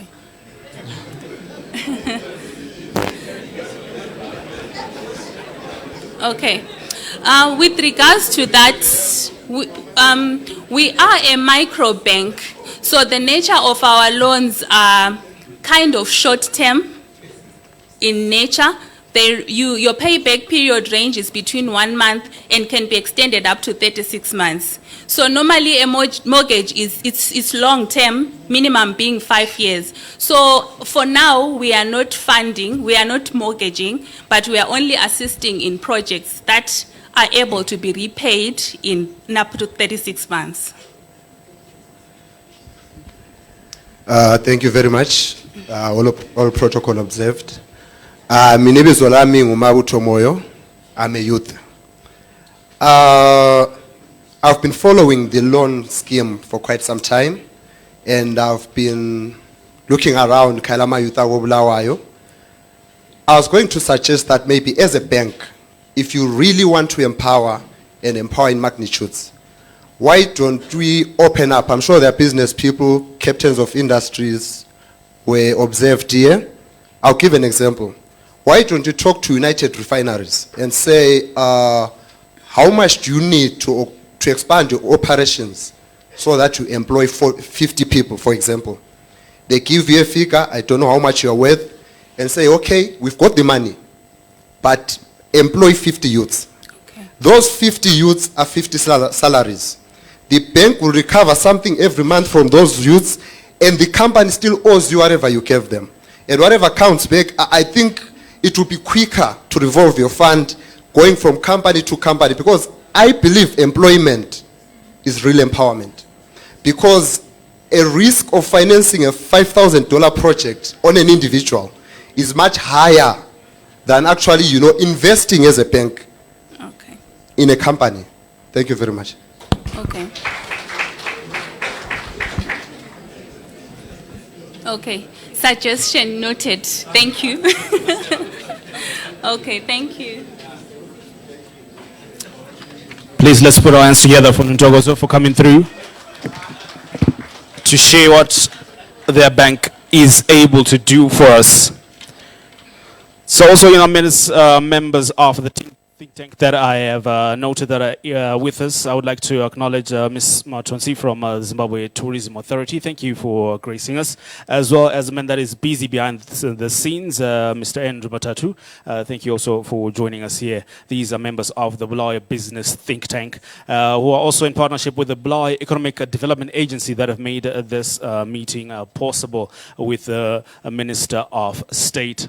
So, there were questions that have been asked earlier on by one of our guests here, saying that as an investor, what does the city of Bulawayo has to offer me? What can I look forward to if I am an investor? And this is one of the very important segments that we're looking forward to, that we're getting into, by a presentation from the Bulawayo City Council, which will be represented by Mr. Kolisani Moyo, who's the Economic Development Officer, as he's here to speak about the special economic zones that are in the city of Kings and Queens. Let us put our hands for Mr. K. Moyo as he comes through to make his presentation.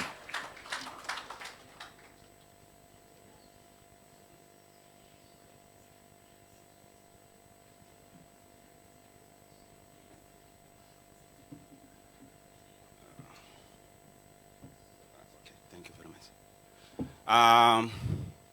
Good afternoon, everybody.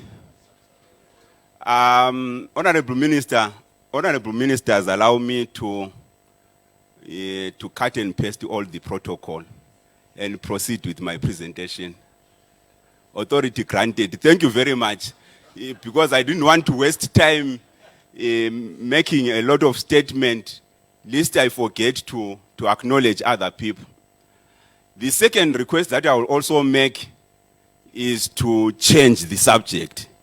The presentation is there, Honorable Minister, I have it. I will also copy Mr. Dlamini from South Africa and try to change the subject, because I've seen that whatever was presented, perhaps I will also touch some of the things. So I will change the subject. I will refer to this presentation, and I will give you the presentation if you want it. A lot has been said about Bulawayo. What are we offering as a city council? I think my presentation, I was supposed to look at the opportunities under special economic zone. But the portfolio that I have in the city of Bulawayo, I'm supposed to touch a number of sectors. I'm supposed to touch tourism, I'm supposed to touch construction, I'm supposed to touch manufacturing. All these sectors, if you are given an opportunity, you will also want to just touch one or two sectors. So if I digress from this presentation, don't worry, I'll be trying to accommodate all the other sectors so that at least they will understand that we are doing something for the city of Bulawayo and for the investors. The issue of reviving Bulawayo as an economy started, or reviving the economy of the country, started from 1980, when the government started implementing different economic programs. You will recall that during that time in 1980, we had programs such as ESAP in the 90s, Economic Structural Adjustment Program, which was in the 90s. We had programs like Step 1, Step 2. The last program that we had was the Zim Asset. You called those Zim Asset, those programs. all those programs, they were earmarked or they were targeted at trying to revive the economy of Zimbabwe. And of late, we started having this program, which is called the Special Economic Zone Program. The Special Economic Zone Program, we started it about 2 years or so ago. It replaced a program like the the export processing zones. That's when we started this program, the Special Economic Zone Program. I'm trying to give you this background so that you will understand exactly what we are trying to do as the city of Bulawayo or as the government in trying to revive the economy of Bulawayo and what we have for the investors. So when this program was introduced for Bulawayo or in Zimbabwe, when it was adopted by government 2 years ago, in Bulawayo it was targeted at the leather, the textile and the clothing sector.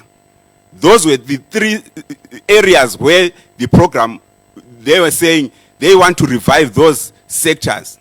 Then what we said as Bulawayo, we had to sit down and say, these 3 sectors, they are not enough for the economy of Bulawayo. I think you need to understand this clearly. Initially, the program for Bulawayo, when it was announced, they were talking about textile, clothing, and leather.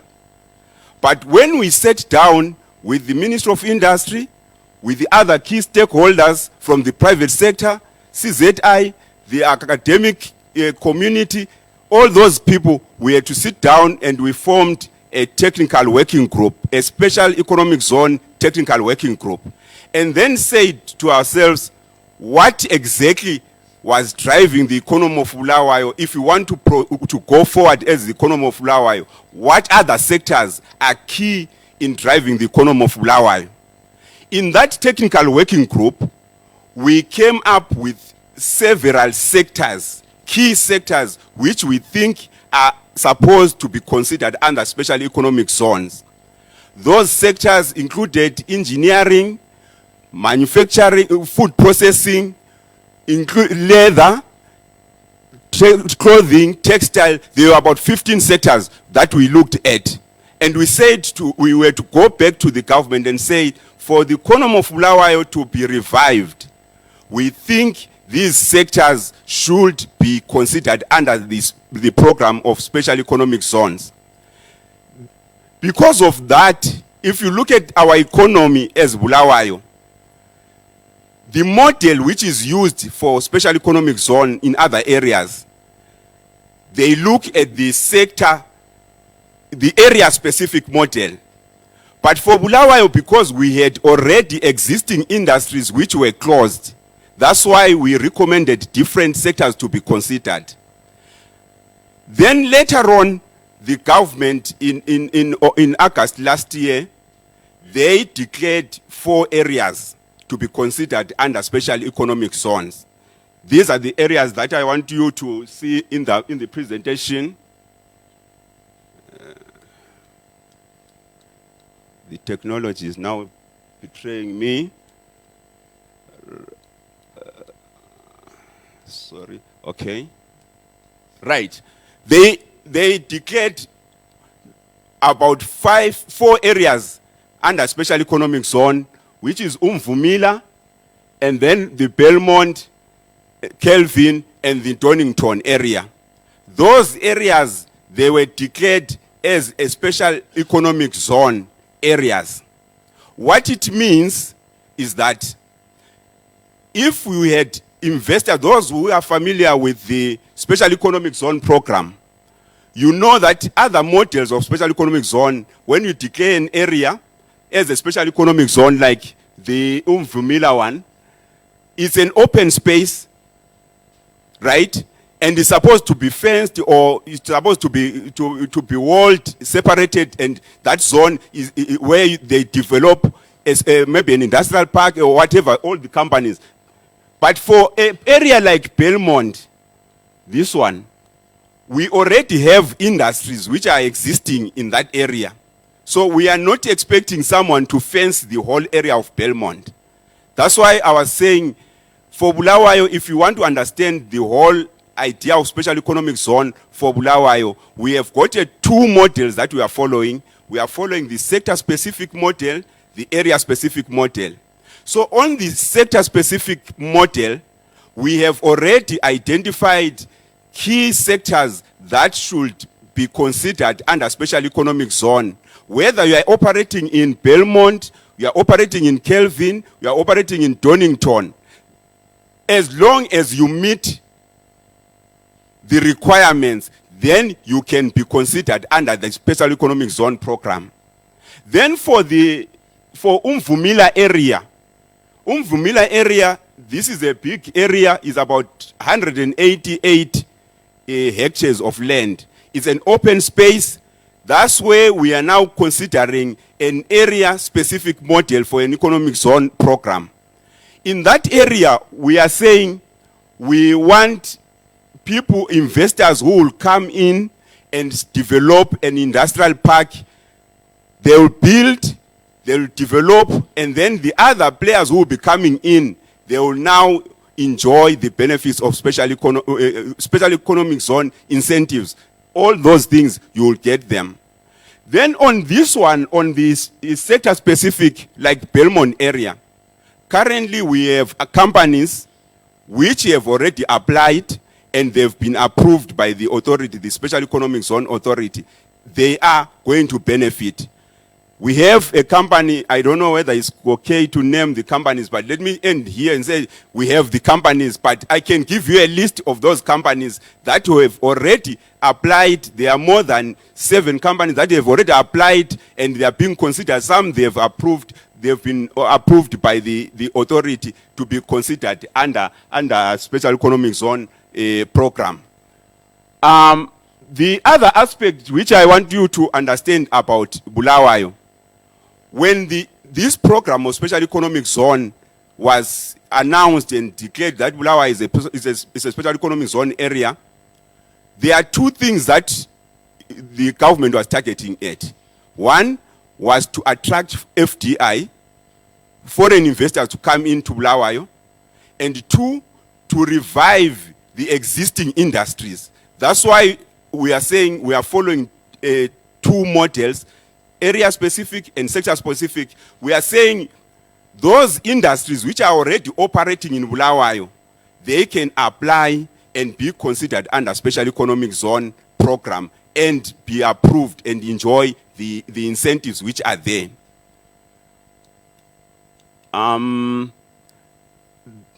This is just showing the areas that we have in terms of sizes.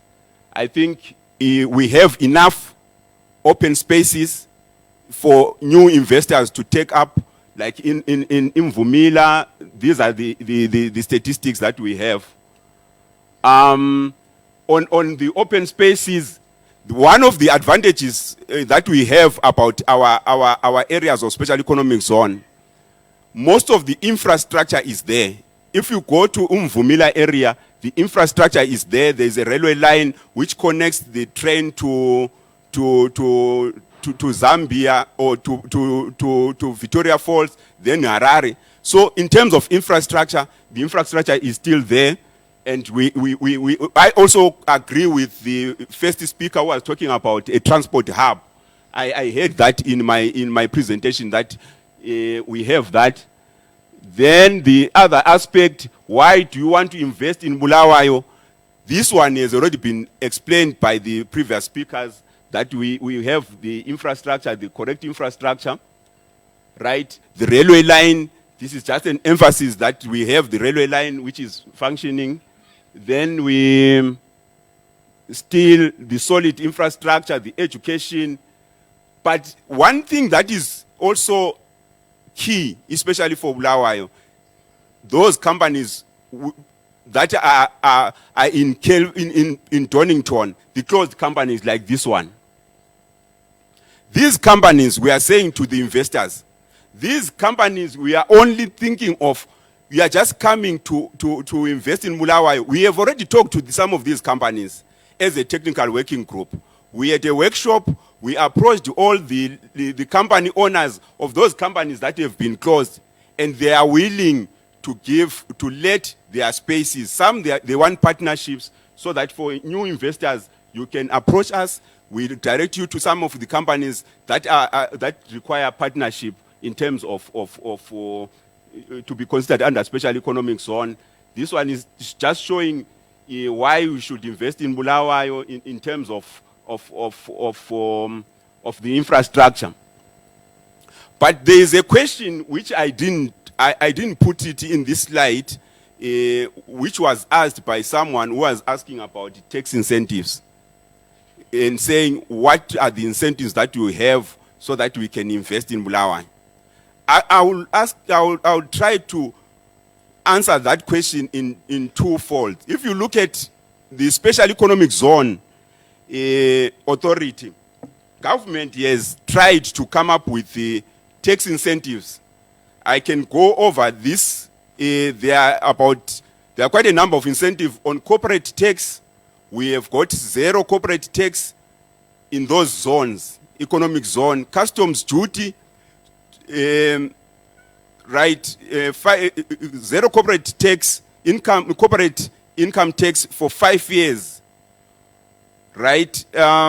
We have customs duty, free importation of capital equipment, special initial allowance of 50%. There are quite a number of incentives which are given by the authority for those companies that will be operating in the special economic zone. And one of the other advantages of operating in those zones, once you are declared as a special economic zone, then we are working with other government departments like ZESA. You will have dedicated ZESA lines. You know that ZESA is critical in some of these companies. They will need ZESA. So those are some of the things that government is also considering. But these incentives that I was talking about, they have been gazetted by government, and they are already there for those people who want to invest. Maybe on local authorities, some will want to look at local authorities and say, even local authorities, what are some of the things that you do extra to attract investors? Well, there are things like improvement in terms of service delivery. We are trying to enhance service delivery. I don't want to say, you know, when you give some of these incentives and on your own as a local authority, you risk the danger of getting into a tax race to the bottom, where you end up fighting with others, reducing until you don't have even a revenue base, and making everything. But government has already done that. This is just an area where you are looking at Belmont. These are some of the companies that we have already talked to about entering into partnerships. If you want to get a space in Belmont, the infrastructure is there. Maybe they want partnerships. Right. Well, as the city of Bulawayo, we are saying, if you want to enter into a greenfield investment, they talk about greenfield, we have open space which is already there. The brownfield, we have companies which are closed. I can list a number of companies which are closed, but they have the right infrastructure, the railway line, they are connected to the railway line, road, everything, and they are waiting for investors to come in and invest in Bulawayo. On other sectors of the economy, like tourism, we are working with different sectors of the economy, and we are saying, come to Bulawayo and invest. There are a lot of opportunities which are there, and I can answer any other question if you want to understand about this economic zone program. What are the opportunities? I think I've tried to explain different models that we are following as Bulawayo, and the incentives, government has already put in place those incentives. I want to stop here, Mr. Moderator. Thank you. Thank you very much, Mr. Moyo. Let's give him a round of applause for his presentation.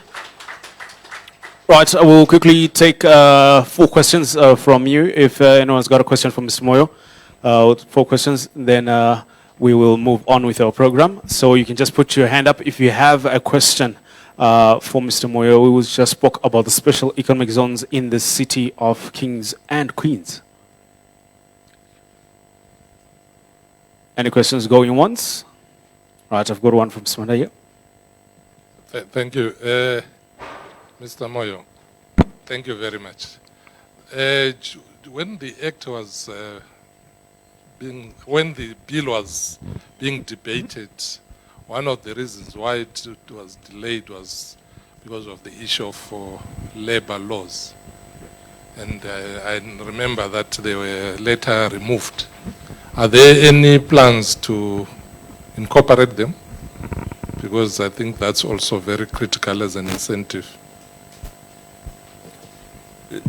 My understanding of my understanding of a special economic zone is that it is an area which will be operating in Zimbabwe, but using the laws which are not Zimbabwean laws, right? Which are, in other words, in a special economic zone area, there is flexibility in terms of labor laws in those areas, because it's considered, it's a special area, right? It's a special area. That's why in terms of taxation, in terms of other laws which are applicable to other companies which are outside the zone, they don't apply in a special economic zone. So that one, I think, is being catered for. Yeah. You remember, that's the right understanding. But that aspect was removed for the then president to sign the act. So what I'm asking is that, is it going to be incorporated? Because it was removed at that time. Maybe the Honorable Minister will answer, because we are in a new dispensation. And we in a new dispensation, yeah. All right, we'll come back to that one once we're waiting for our Honorable Minister. I've got a question. Thank you again for your presentation. I just want to ask whether your office facilitates permitting for expatriates, like business visas for expatriates coming to conduct business in the province. Thank you. Thank you very much. What we have done for companies that have approached us, last week we had a hotel. They have expatriates in that hotel, and they have approached City Council to also get a recommendation from the City Council that they are employing expatriates in their business, and they wanted the extension of their permits. And we have already we wrote a letter to the Ministry of Home Affairs and the Immigration Department, which is under Ministry of Home Affairs, recommending that they should be considered for that extension, even under special economic zones. Because what we do as City Council, we don't approve that this company should be granted special economic, should be considered under special economic zone. But what we do, we recommend. So once we get an application, we are working with the company, then we write to the authority in Harare and make a recommendation. We have done that for several companies, and they have been considered. Good. We've got a question there, Nkosi, from...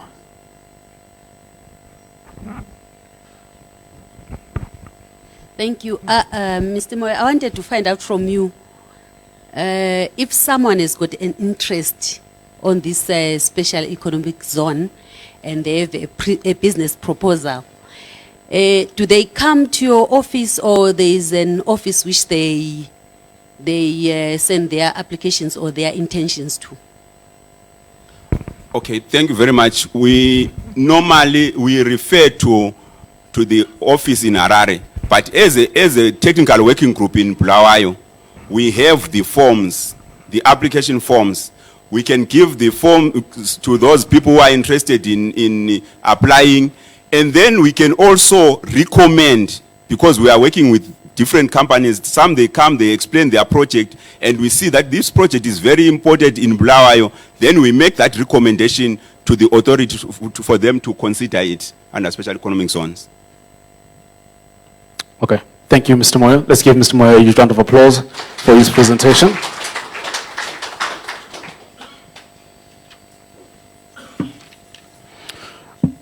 Right, so at this moment in time, I am going to ask Umama, the Minister of State, Honorable Jane Ncube, to come through and have the honor of introducing our guest of honor today, who is the Minister of Industry and Commerce, to give us the keynote address. Mama Zecela Liwe. Let's put a round of applause for her as she comes back to the podium.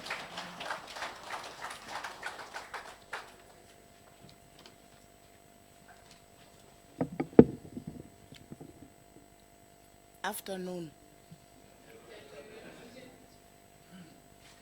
Without wasting our time, ladies and gentlemen, allow me to invite our Minister for Industry and Commerce to talk to us. I'm sure he will make his comments. Those of you who do not know him, he is Nqobizitha Ndlovu. He is our minister, young minister, with a lot of knowledge to share. He is also open for some ideas from you. Can I, with due respect, can I invite him to come forward and talk to us? Over to you, sir.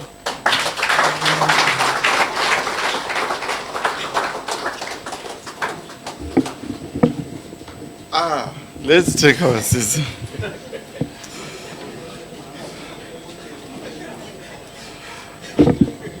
There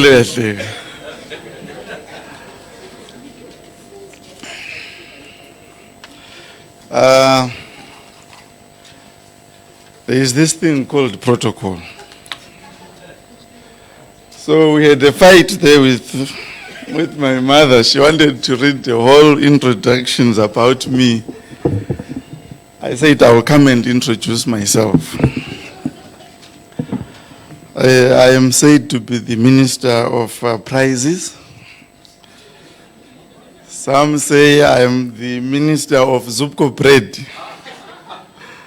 I'm not sure if you are hearing this for the first time, but I've heard it elsewhere. But I am a Bulawayo boy. That is how I would like to introduce myself. Good afternoon, ladies and gentlemen. Allow me to recognize the Minister of State for Provincial Affairs for Bulawayo Metropolitan Province, Honorable Jane Ncube. I will recognize His Worship, the Mayor of Bulawayo, Councillor Umkuni, in his absence. Because if you don't do that, next time you will find the gates locked. I wish to recognize our esteemed presenters who made, mind-blowing presentations today. Initially, I was taking notes. I said, you know what, I'll just acknowledge that the information they shared with Bulawayo today, most definitely Bulawayo is richer than we were before this. Captains of industry, the Bulawayo think tank, and what a title. I wish to attend some of the meetings there. Directors of ceremony, I have two comments about the directors of ceremony. The first one is that the IPM guy was copying from me at school. He didn't mention that. The second director of ceremony, I'm seeing him for the first time. I want to concede. And I must say, it's quite interesting when you finally see someone and you only know him from radio. Calling him Master Eli, is it? If I had to give you a picture of who I thought you were. So thank you, Bulawayo, for finally making me meet Master Eli, I think there are still a number of your colleagues there that I would love to meet. I have my own visions who they are. Ladies and gentlemen, I wish to heartily recognize the delegates sitting outside.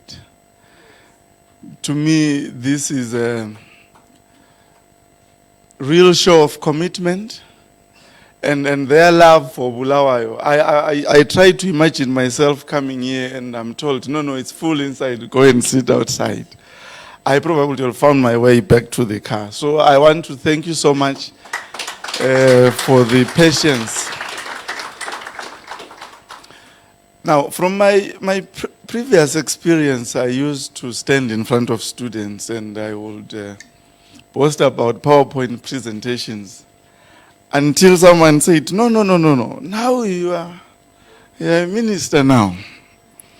You want people to be looking at you, not elsewhere. And also, being a minister, you see, even if you cough during your presentation, it's recorded. So you don't want to deviate from what has been prepared for you. That's the challenge of this assignment. I will try and follow the presented speech that I have been given. But before I go there, the significance of this gathering is that, as it was already alluded to, it gives an opportunity to interact. These interactions between government, but most importantly, business to business, are quite important. Why? Because as government, really, our main task, and this has to be emphasized, ought to be creating an environment for business to thrive. Oftentimes, we get carried away and we find ourselves, in fact, competing and not complementing business. So it's quite befitting that I'm only talking last after the business has been done. I just hope I don't spoil the presentations. Thank you for inviting me to be the keynote speaker at this Bulawayo Provincial Investment Conference, which has become an annual event. I remember reading in the papers last year the launch of such an event. Bulawayo, as you all know, I don't know if you do, is very close to my heart, not least because it is my home, but more importantly because I see vast opportunities for its growth and development. This investment conference has become an annual event to showcase and package investment opportunities in the province, as well as to engage with key stakeholders. This dovetails with the new dispensation's mantra that Zimbabwe is indeed open for business. And it welcomes both domestic and foreign investments into all of its provinces. I wish to hereby add my voice this afternoon to this noble, august gathering by appraising you on the importance of this conference, highlighting the investment opportunities in Bulawayo province, which I believe most of us know better than myself, as well as the investment environment reforms being pursued by government primarily to make our country one of the prime investment destinations. Honorable Minister, distinguished guests, this investment forum should also be seen in the context of the government's devolution program, as provided for in the Constitution, which is a key strategy for fair, equitable, and just governance.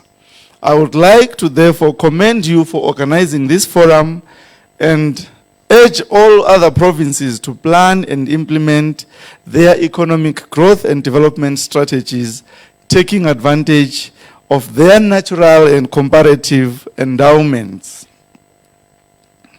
If we all do this, all provinces will significantly contribute to the national gross domestic product.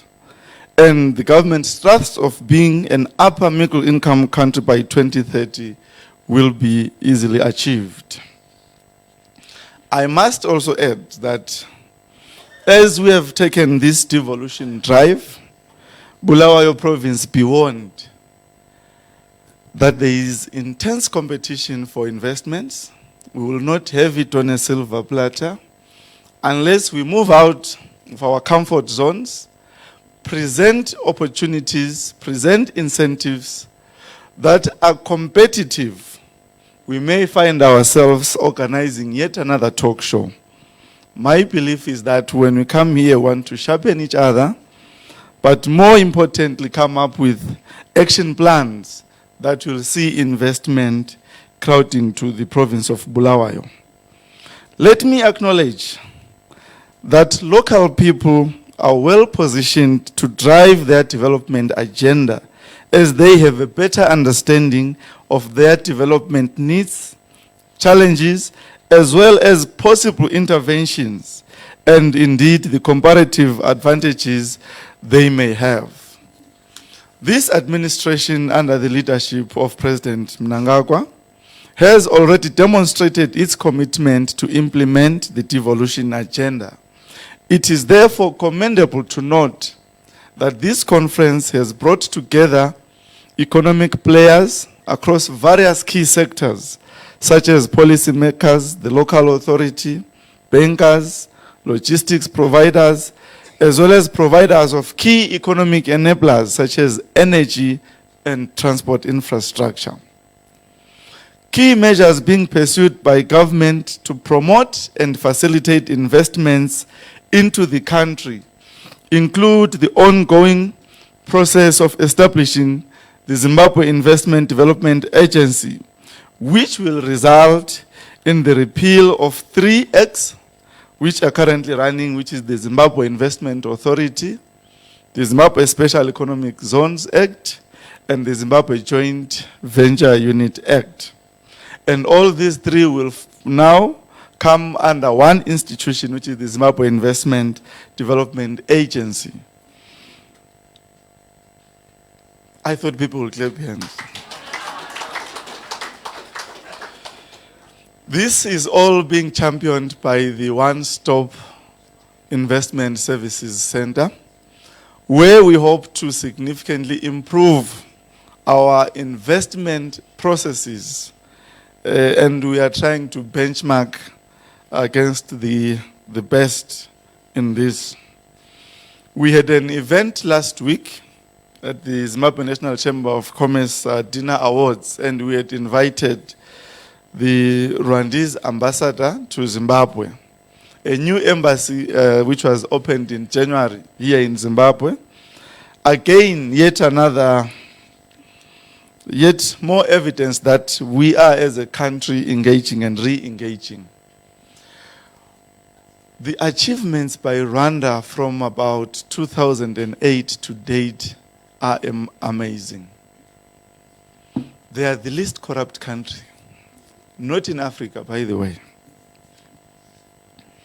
It takes 6 hours to register a company in Rwanda. I stand to be corrected again in terms of ease of doing business. They are either the first or second. From as far as 135, I think around 2008. I want us to look at each other and say it is possible, it is doable. I heard that. So I now know we all share the same sentiments. The establishment of ZITA will address challenges such as bureaucracy and lack of coordination in investment approval processes, excessive and overlapping legal instruments, as well as exorbitant fees for permits and licenses. The use of the word agency again, instead of authority, is also less regimental and more investment friendly. We believe that these reforms will reduce the time for investment licensing and enhance facilitation of personnel to live and work in Zimbabwe, which in itself is a source of competitive advantage. I say so, ladies and gentlemen, Because as I interact with a number of potential investors, some of them are generous enough to share with you their experiences from other countries. We have a company that has invested in Zimbabwe, in Harare. They were coming from Zambia. They're an international company. The first thing they told me was that, in Zimbabwe it's quite different. Then you can tell that they are being diplomatic. So they then tell you their experience in Zambia. They say, in Zambia when we got there, we were given 7 hectares of land. The land was serviced. There was water there, road connectivity, electricity. We had to comply with 6 licenses. And the total amount we paid was about 20,000 US dollars total, all licenses. So yes, Minister, we have invested in Zimbabwe and we are still looking for land to buy. We had to comply with 35 licenses, Minister. And only among many, one of the agencies charged us 200,000 US dollars. So I understood why they said it's different. In addition, ladies and gentlemen, Zimbabwe is in the process of implementing the special economic zones, following various studies done to countries that have successfully implemented the special economic zones. And these include China, India, back home we have Ethiopia. Among the 6 designated zones, 2 are in Bulawayo. I think some are already saying now this is in contrast to what the city of Bulawayo just said. And these are the Umvumila and the Belmont-Kelvin-Donington corridor, I beg your pardon.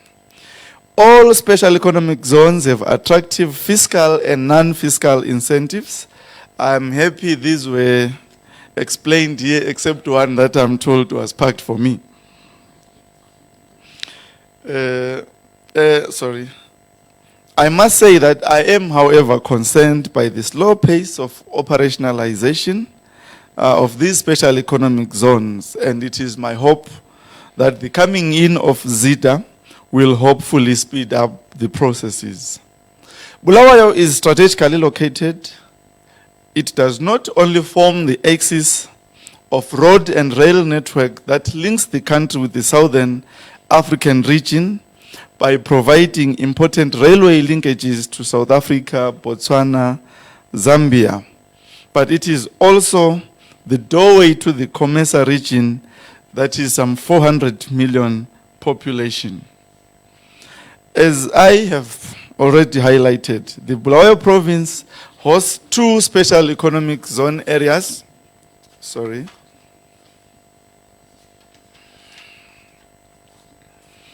Which is Umvumila and the corridor, which includes Belmont, Kelvin, and Donington. Umvumila is a greenfield project, which is about plus or minus 100 hectares with opportunities in establishing an industrial park through public-private partnerships and investing in the industrial park itself. Again, I wish to urge the responsible authorities who are in charge of the special economic zone in this area to speed up the processes of putting up the basic infrastructure, because only then, in my view, can we have meaningful investment coming to settle them.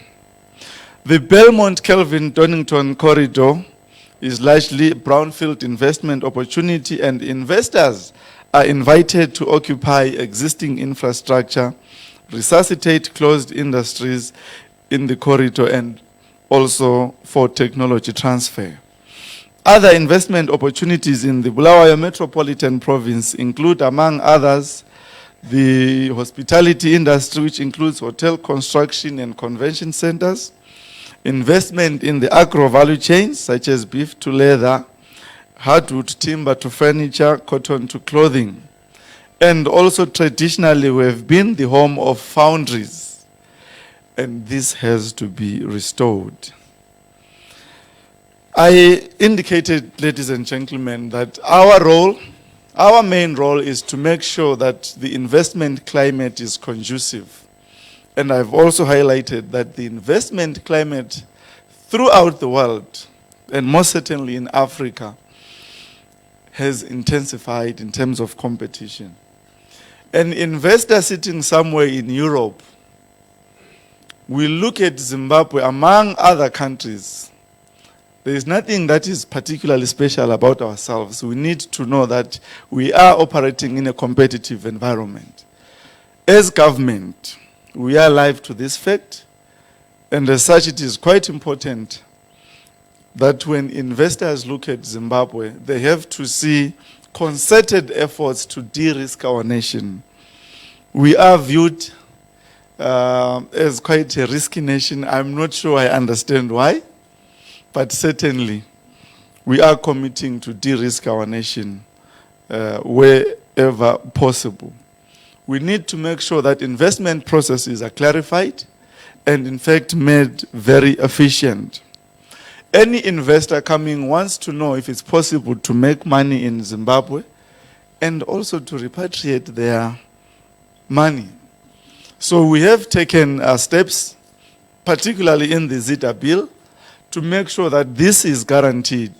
And I want to applaud the monetary authorities for making sure that we move towards liberalization of our economy, because then we free up a lot of bottlenecks that were happening. We should be able to at least access the foreign currency whenever we need as business.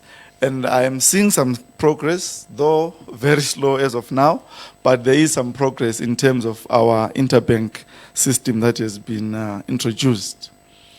It is also important that we demonstrate our ability to be consistent in terms of our policies, pronouncement, and implementation. We have christened our 2 years, 2019 to 2020, as the transitional stabilization process, where we want to stabilize our country from macroeconomic point of view to the political sphere. And in terms of the policies themselves, we are coming up with policies that we know are stabilizing the investment climate. Our Zeta bill also speaks of protection of property, which has been a contentious issue. It guarantees investments, it guarantees properties, and where possible, where PPAs will be required, they will be sped up. Most importantly, I must add that investors want to see the level of participation by the local business people. So our focus as the Minister of Industry in promoting investment will focus a lot on promoting domestic investment, because only then will we generate confidence from our foreign investors, because they will be seeing local players taking up investment opportunities.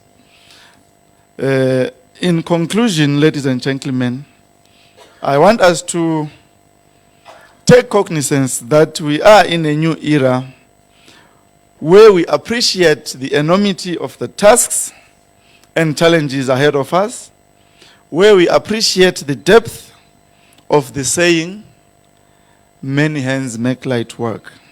For us in government, that simply means that we cannot go it alone. Hence our continuing call for inclusivity and for much closer cooperation with our private sector players. We believe strongly that partnerships form the key ingredient for a win-win outcome for our nation. Being the ministry responsible for Zimbabwe's industrial growth, it is in our best interest to see the economy thrive. But we are cognizant of the fact that we need to create an enabling environment for the private sector, in particular, to work without hindrance. And policies and reform strategies, such as ease of doing business, are predicated precisely on that Foundation.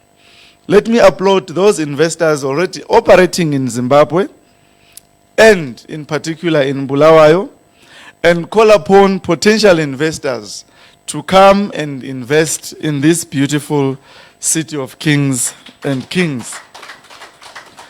The Bulawayo Metropolitan Province is also urged to organize inward and outward missions to explore and utilize the city's various investment and trade opportunities. It requires concerted efforts and cooperation from all stakeholders to restore Bulawayo's industrial hub status. The central government is ready to support all initiatives by provincial authorities and local private sector players through providing the necessary support mechanisms. With these remarks, ladies and gentlemen, I wish you all successful business engagements. Before I take my seat, I said I'm going to say this. When we have had such fruitful deliberations, it is my hope and wish that we come up with action plans, action programs. I would have wanted a situation where we started by evaluating our progress from our previous similar interaction to date, so that we continue to sharpen our implementation models. Lastly, ladies and gentlemen, as we are hosted here by the Zimbabwe International Trade Fair, in about 3 weeks' time, we will be hosting the Zimbabwe International Trade Fair.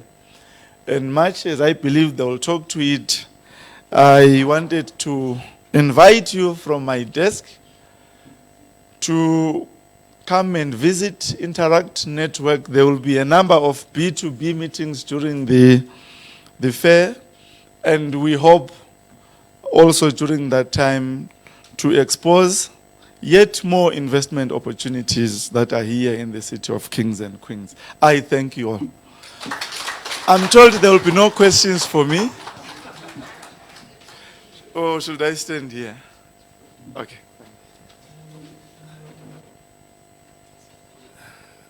Thank you. It is in order for us to rise and then we sit. Well, I must do it. I am quite, no, we can take our seats. Yeah.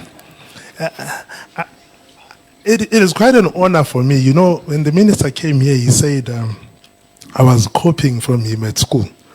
You remember that remark, right? Minister, can I just give you emceeing or Director of Ceremony 101? We are always the first to talk and we are the last to talk. So whatever happens in between, we keep quiet and watch. But we know we will always have the last laugh. Should I fire Minister? No, I'm just joking. It is actually quite an honor. It is a fact that we were at school together, at varsity. So for me, it is quite an honor and a privilege to call him Minister. And I do not even hesitate to say so. So this is a promise to him. Even if I'm to meet him in an informal setting, I will not get there and say, hey, when. No. This is the beginning of failure for us, especially in Africa. We fail to recognize our own when they have done well. So it is my pledge to you that you are my minister. I will address you as such for as long as you are in that position until you are then elevated to the next one. It can only be upwards. Thank you very much, Minister. I think the presentation needs no further explanations. It has been sound. We just need to act. We have been told that we need to speed up our process. We need to take cognizance of the fact that we are